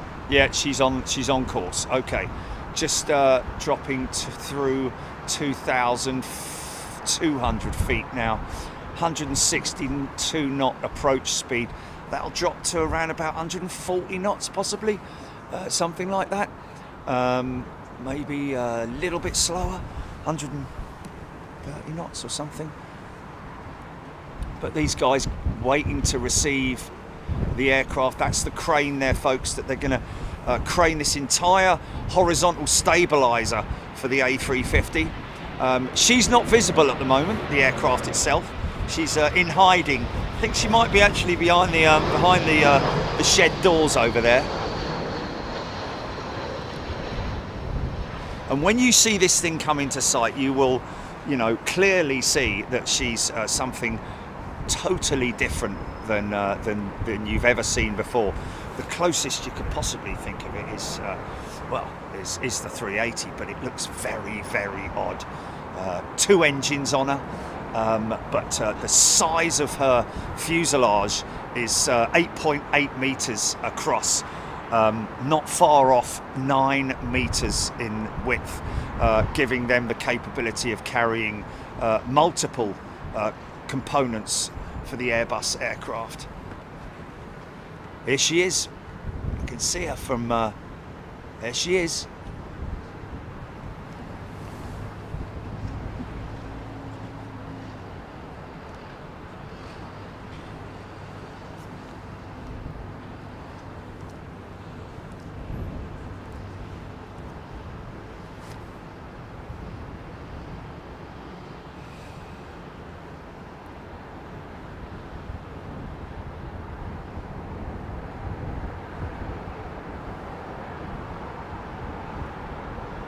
30,000 people tracking her on flight radar. Wow. Clear to land, 27 right.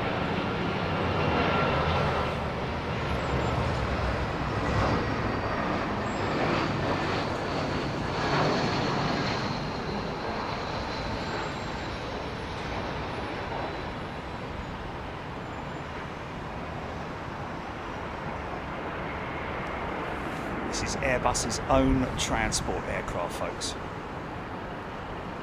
Used to transport and deliver, pick up and deliver Airbus components, wings, fuselage, engines. And in this particular instance, an entire horizontal left side stabilizer assembly for British Airways A350-1000.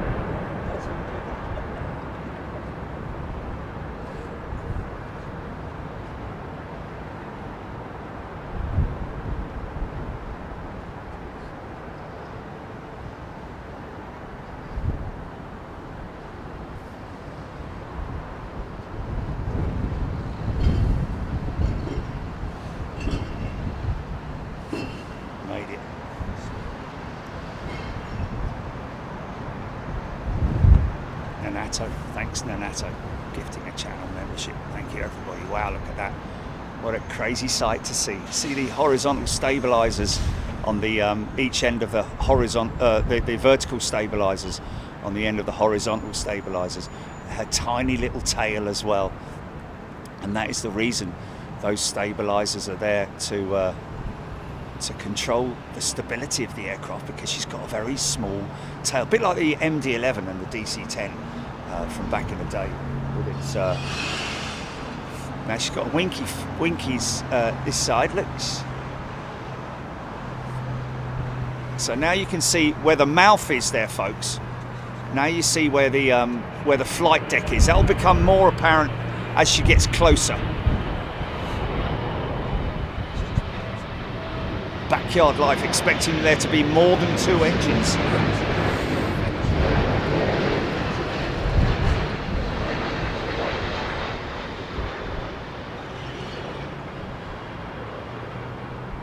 So now you're going to see the whole operation, where they're going to open up. See where it says XL6 on the front of that aircraft? That is a crank opening nose door system, where it's hinged literally upwards. Very clever, and you can see how low to the ground the flight crew are. It's a bit like a low rider in a funny sort of way. And as a result of that, they have to use a push. They hook the tug up, but it will push the aircraft as opposed to pull it.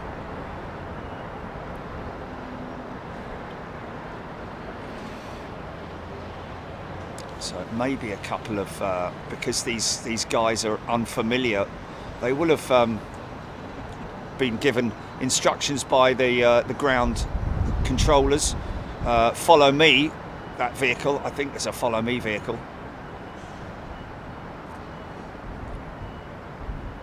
Because obviously these guys flying this aircraft are more familiar with the likes of Hamburg and places like that. Mm-hmm.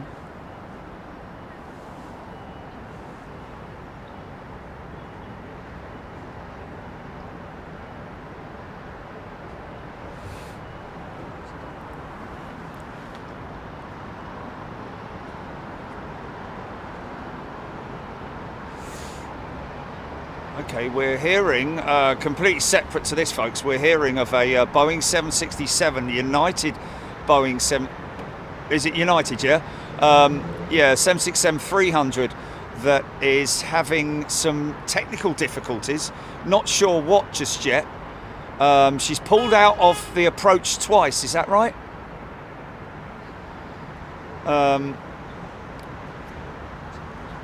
Is that because of gear issues, maybe? Is she having issues with her undercarriage? So...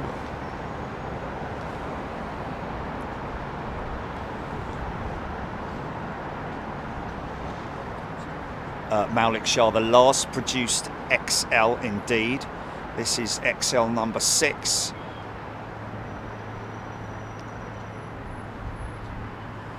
Okay, so Zane, we're hearing localizer issues. In other words, she's having a problem. She's having a problem locking on to the localizer. So they may have to do a visual approach with the ILS issues. So in other words, when they turn on to approach here, the auto systems on the aircraft lock onto, it's almost like a beam. It locks onto the approach beam, which is the instrument landing system slash localizer, which then gives them the approach pattern, and they just hold that based on a steady 3-degree descent down to the airfield. Yeah, yeah.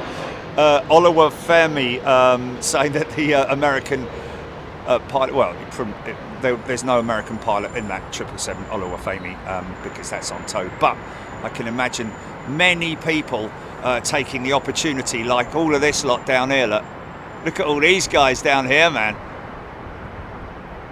What a special day for these guys.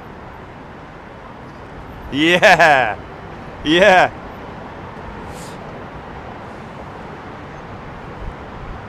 Now you can see the flight deck there, down there. Looks like it's got a tooth, dodgy tooth. But that's the flight deck down there, folks. These guys feeling very special, aren't they?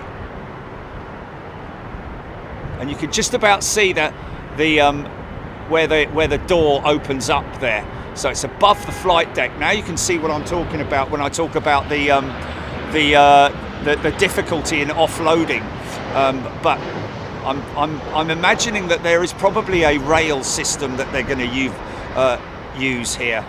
But we'll have to see. We'll be able to catch it all live here, folks.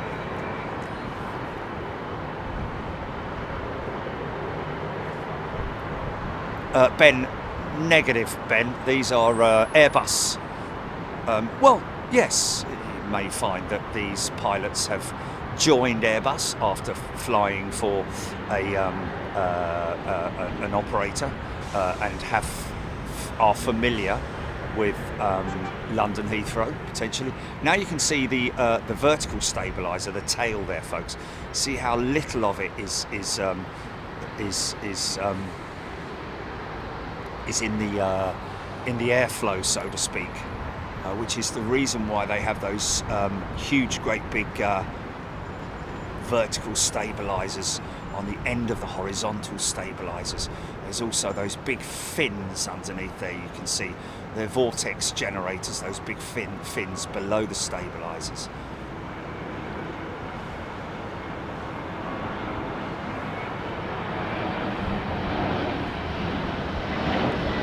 Oh, the pilots on the American 777. Well, it wasn't the pilots, was it? It was the engineers had the window open on the 777. Okay, fair enough. Brilliant. I didn't see that. I'll have to look back at that. Beans, she doesn't need 4 engines.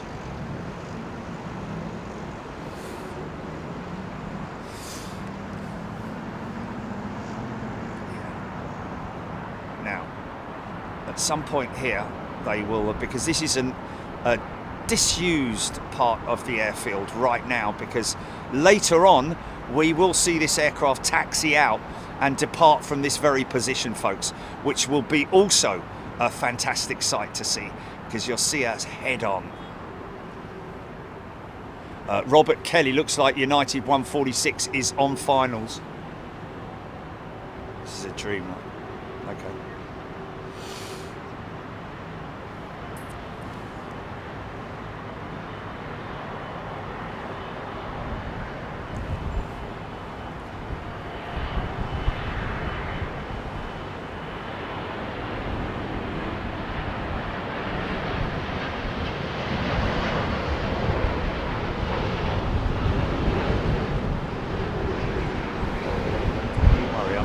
Anything. You see that how big this thing is, man, in terms of its load capacity. Green Giant, we got you. 6Y, they did consider basing the XL on the 340. I think it was getting it in and out of Chester would have been a problem. There we go. Yeah, and as you can see, don't need it. A330 freighters, got perfectly capable.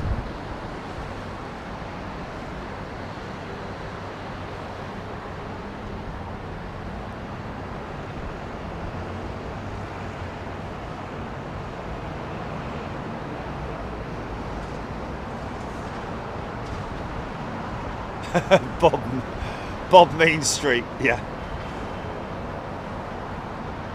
Don't worry, folks, we're not going to, I think they're going to probably shut the engines down at some point. She's going to come to a standstill quite soon, I would imagine. Look at all those lucky folks on top of the building there. That I think Heathrow's almost come to a standstill in terms of its...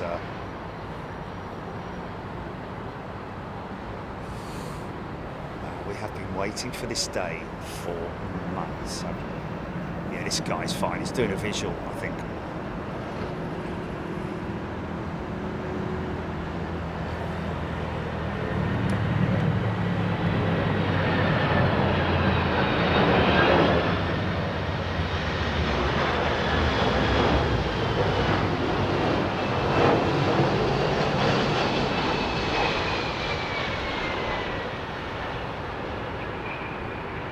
Yeah.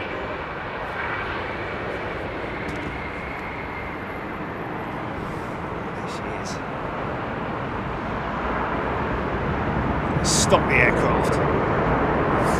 Stop that aircraft. Okay, get after him, folks. Come on, guys. Wait for me, wait for me.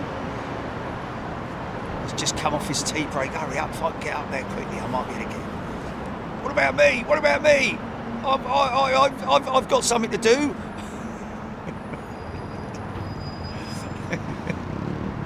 Can I be fix that wire? Fix that wire. There's a wire there. It needs fixing.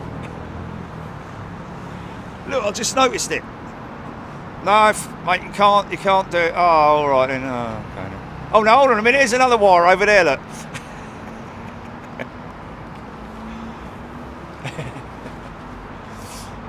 Phil looks like he did that old style. It did, didn't it?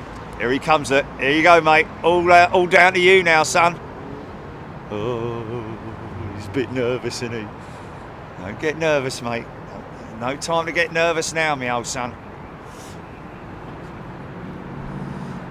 So they are going to be taking her over there. We're going to keep the cameras rolling, folks. I appreciate that some people have probably got work to do and things to do, but judging by the fact that there's 17,000 people watching, seems like a bit of a slow work day today for a few people. Maybe called in with a sore throat or something. So they're hooking her up now, folks. Stand by.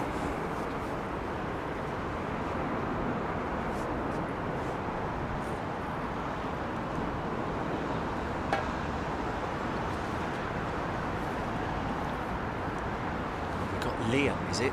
Liam Cunningham is a brand new member. Welcome, Liam. He's joined First Class Big Jet TV. Good to see you. Liam's going to be joining us in Anchorage at the end of this month, folks. We've, if you go on to your app, Big Jet TV app, which you can download free of charge, no in-app purchases, nothing silly like that. We started the app. We created the app purely as an additional way for you folks to receive notifications and also keep track of what's going on at Big Jet TV in terms of our filming schedule. Of course, we're going to have the usual Wednesdays and Sundays on there, but we will, as best we can, pre-plan our international shows. Toulouse this week, Wednesday, and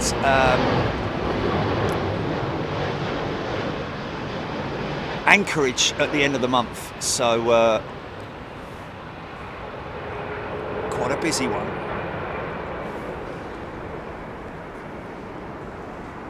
So that'll be some kind of a... Is that an engine in there? You can see that, isn't it? If that's an engine, I think it is, isn't it? Yeah, it's an engine. Tucked up there. Look at that lovely old GE90. Look at that. Isn't that beautiful? Wow. Beautiful. I think it's a GE. That's definitely a Trent 1000 engine. We know that's so obvious to see that based on the engine nacelle still attached to it, still attached to the fan casing. Isn't that beautiful? You close those doors. There's one also, which is either ready for transport or ready to. I imagine it's probably been delivered. Trent 1000 being worked on there. So obviously we're going to have a big drop off of people, understandably so. Some people just here to see the plane, but a lot of people still here to see the offloading process.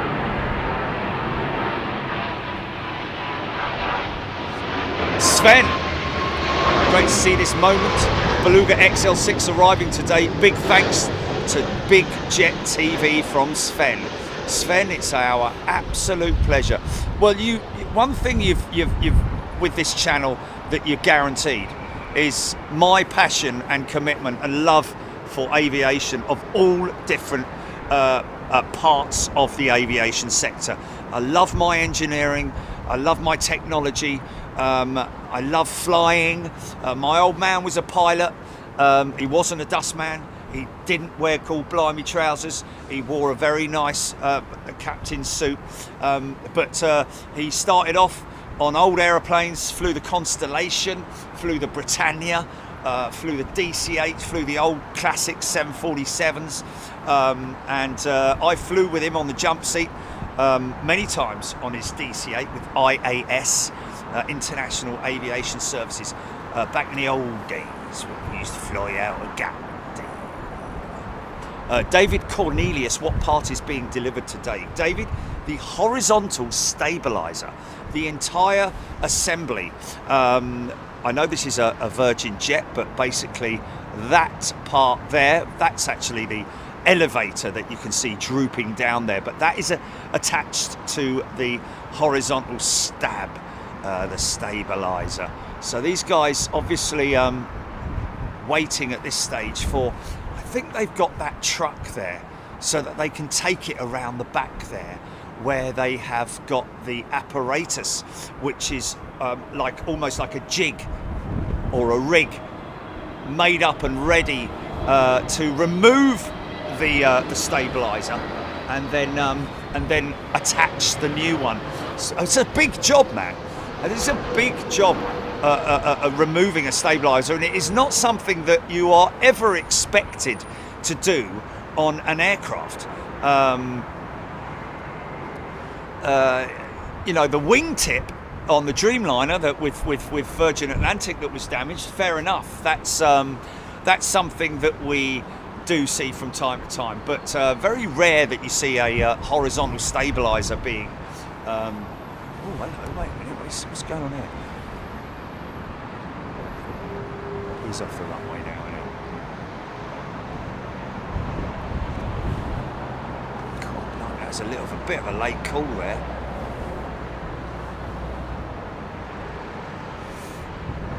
It's Air India, is it? A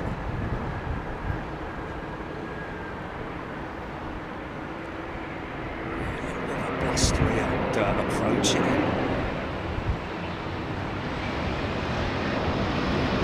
Air India's New Vista livery, folks, right there.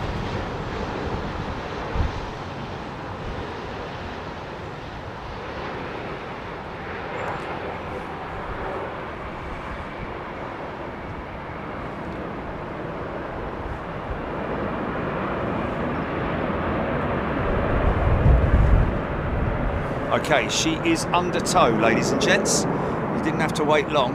Well, is she under tow or is she under push? Okay, these guys, all the engineers, look. See Phil down there and John, Harry, Bill, Steve, Michael, Dan, another Harry. Only joking.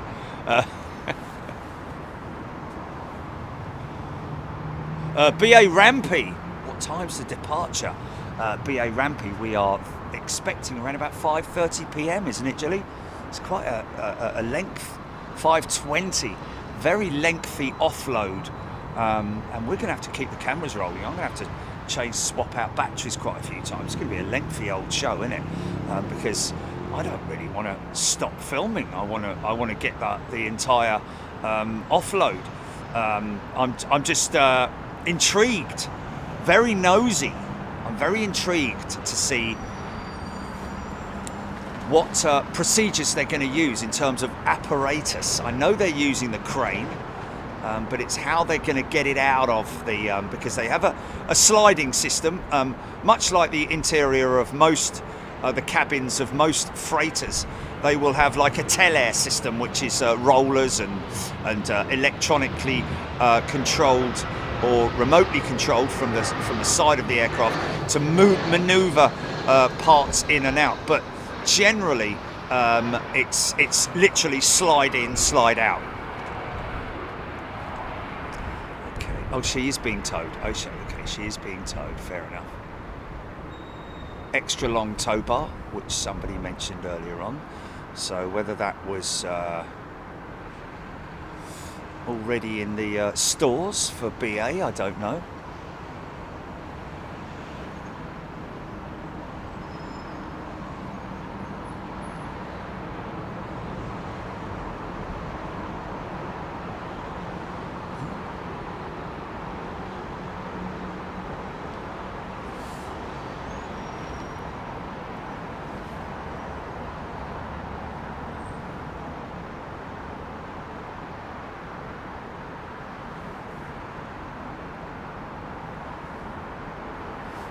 Beverly George, there we are, ETD 1720 for the Beluga.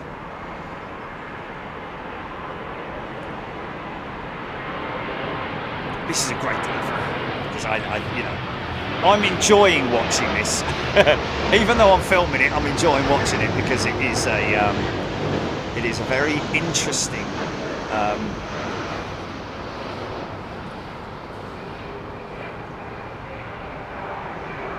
Tell me what there are. Any bar stools?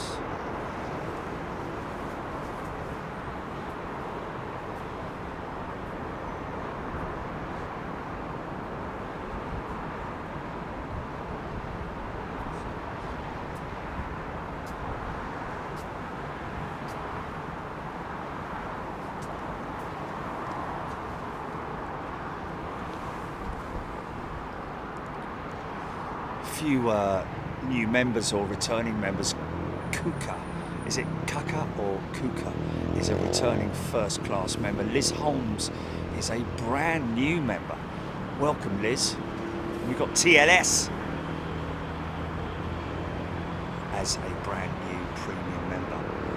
TLS, of course, being the airport code for Toulouse.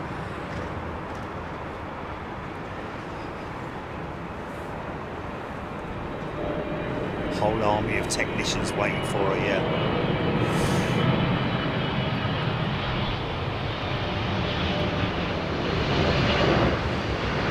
Timothy Wong, good point.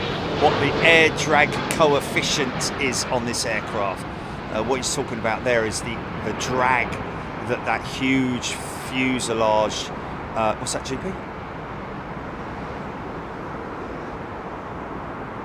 Okay, Nick Fazy is down there, one of our members, folks. No idea whereabouts he is. Okay.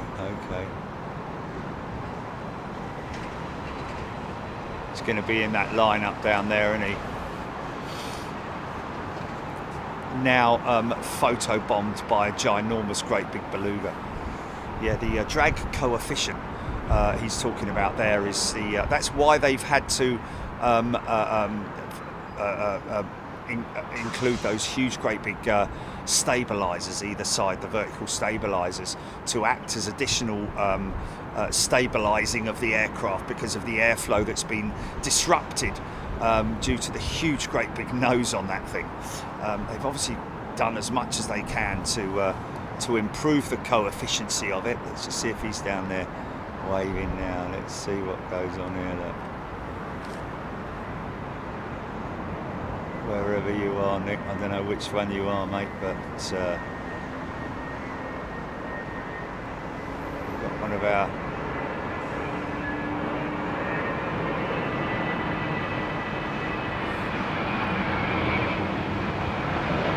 that's your 20 seconds, mate. You know where you are.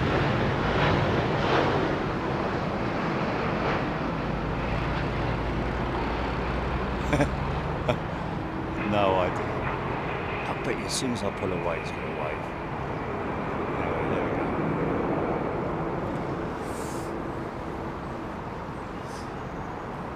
Hydramage. No, that tug will not fit underneath the nose. Might do it a tight squeeze, but really,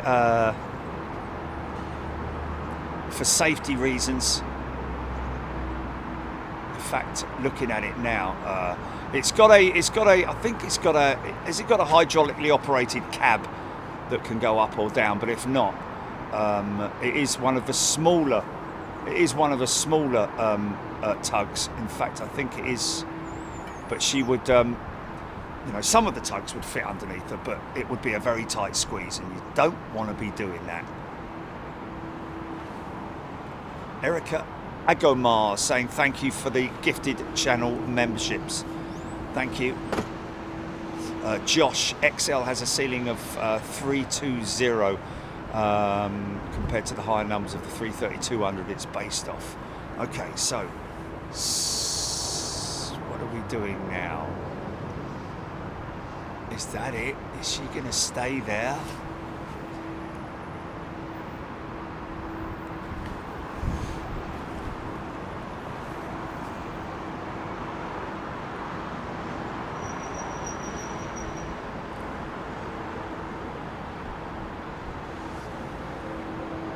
Mike G. 777 Lenny. Great experience for the workers at Heathrow. Lots of cameras clicking away for sure indeed. John Grinham, Helen Clapp, Mart Osborne, Ian Hannon, Paul Ty Jinks. Next TV show from Heathrow, we'll see. Oh no, still moving out, still moving. So you're going to turn her right now. I think she's going to do a 180. Swing her all the way round on full lock.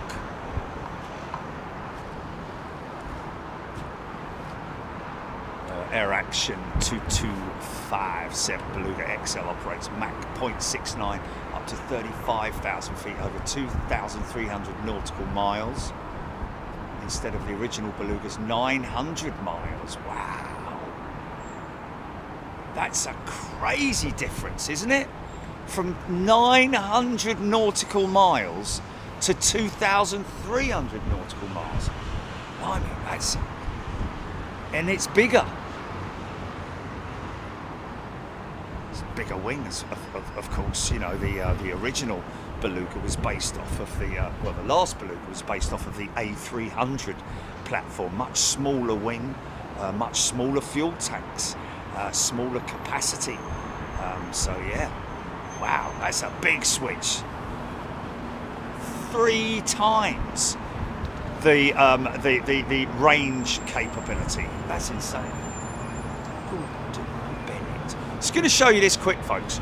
A good look at the Air India jet. She's sweet.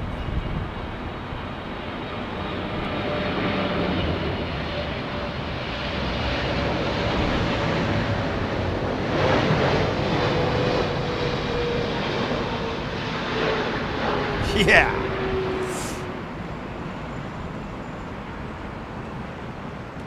Here we go. Right on plan, man, right on plan. So now all of you technicians, budding young technicians, loving your science and technology, watch this, folks. This is the next big part of it. Okay, watching it land and all that, but this is what we don't get to see at Toulouse, because this is all done under round the back of the bike shed, so to speak. Hopefully they're going to stop her there. Go on, stop her there. Don't. Oh, mate, hold on a minute. I don't think they're going to. I think they're going to wheel her all the way round there. Yeah. Oh, that's a shame. Oh, that's a shame. Oh, yeah, because there's a big cul-de-sac area there, isn't there? Yeah, they're going to do it out of sight. Yeah. Oh, well. Oh, that's a shame, isn't it? Dual arrivals, mate. What's this? Oh, that's a shame. Well, never mind.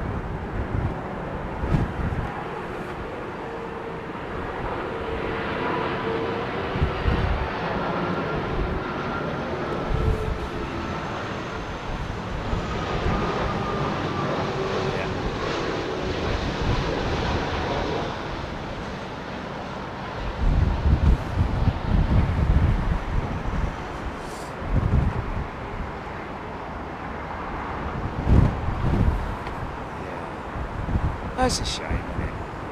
It's going to be completely out. That's exactly where I thought they were going to put her. Didn't I say that, Jilly? That cul-de-sac where you can't see her. Doesn't matter where you are. I mean, there's going to be a few people down by the fence line that are going to be able to see it, but very limited view. But that is what it is.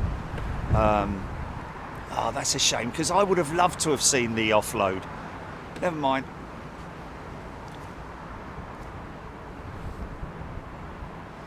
Alan, you wouldn't be able to see it from the Hilton. That is a completely... You're limited to your view there. You cannot see what's going on there because it's between 2 buildings. It's in a cul-de-sac. So to speak, there's nowhere or no way to see what's going on behind there. But anyway, it is what it is. And we will be back for the for the departure, folks. I know there's 13,000 of you very disappointed as me, I can tell you. So I'm gonna have to go and do some normal work now, I guess. A bit of gardening or something, I don't know. But listen, folks, we will be back later. Guaranteed, we'll be back here probably around about, maybe a little bit earlier than 5 o'clock, because you don't want to miss anything, that's for sure. Going to leave the camera here, going to leave all the equipment here, and we're going to obviously have spare bits and bobs with us when we come up next time. But yeah, listen, thank you to everybody for tuning in, really appreciate it. Thank you to London Heathrow, thank you to Airbus, thank you to British Airways. We understand and appreciate that it's obviously something that you're not sort of like excited about, because it's to fix an aeroplane that was damaged, but it wasn't your fault. So don't be embarrassed and don't worry about it. We all support you, BA, and it's just a shame we couldn't have seen it. It's a little bit unfair, isn't it? But anyway, it is what it is. Folks, we'll see you back here around about 4:30 this afternoon. We don't want to miss anything, and trust me, if that thing comes on radar any earlier, we will obviously be up here immediately to capture it. So other than that, thank you everybody, look after yourself. Been watching Big Jet TV live from London Heathrow, and we'll see you later. Cheers. Okay, GP, we can run titles.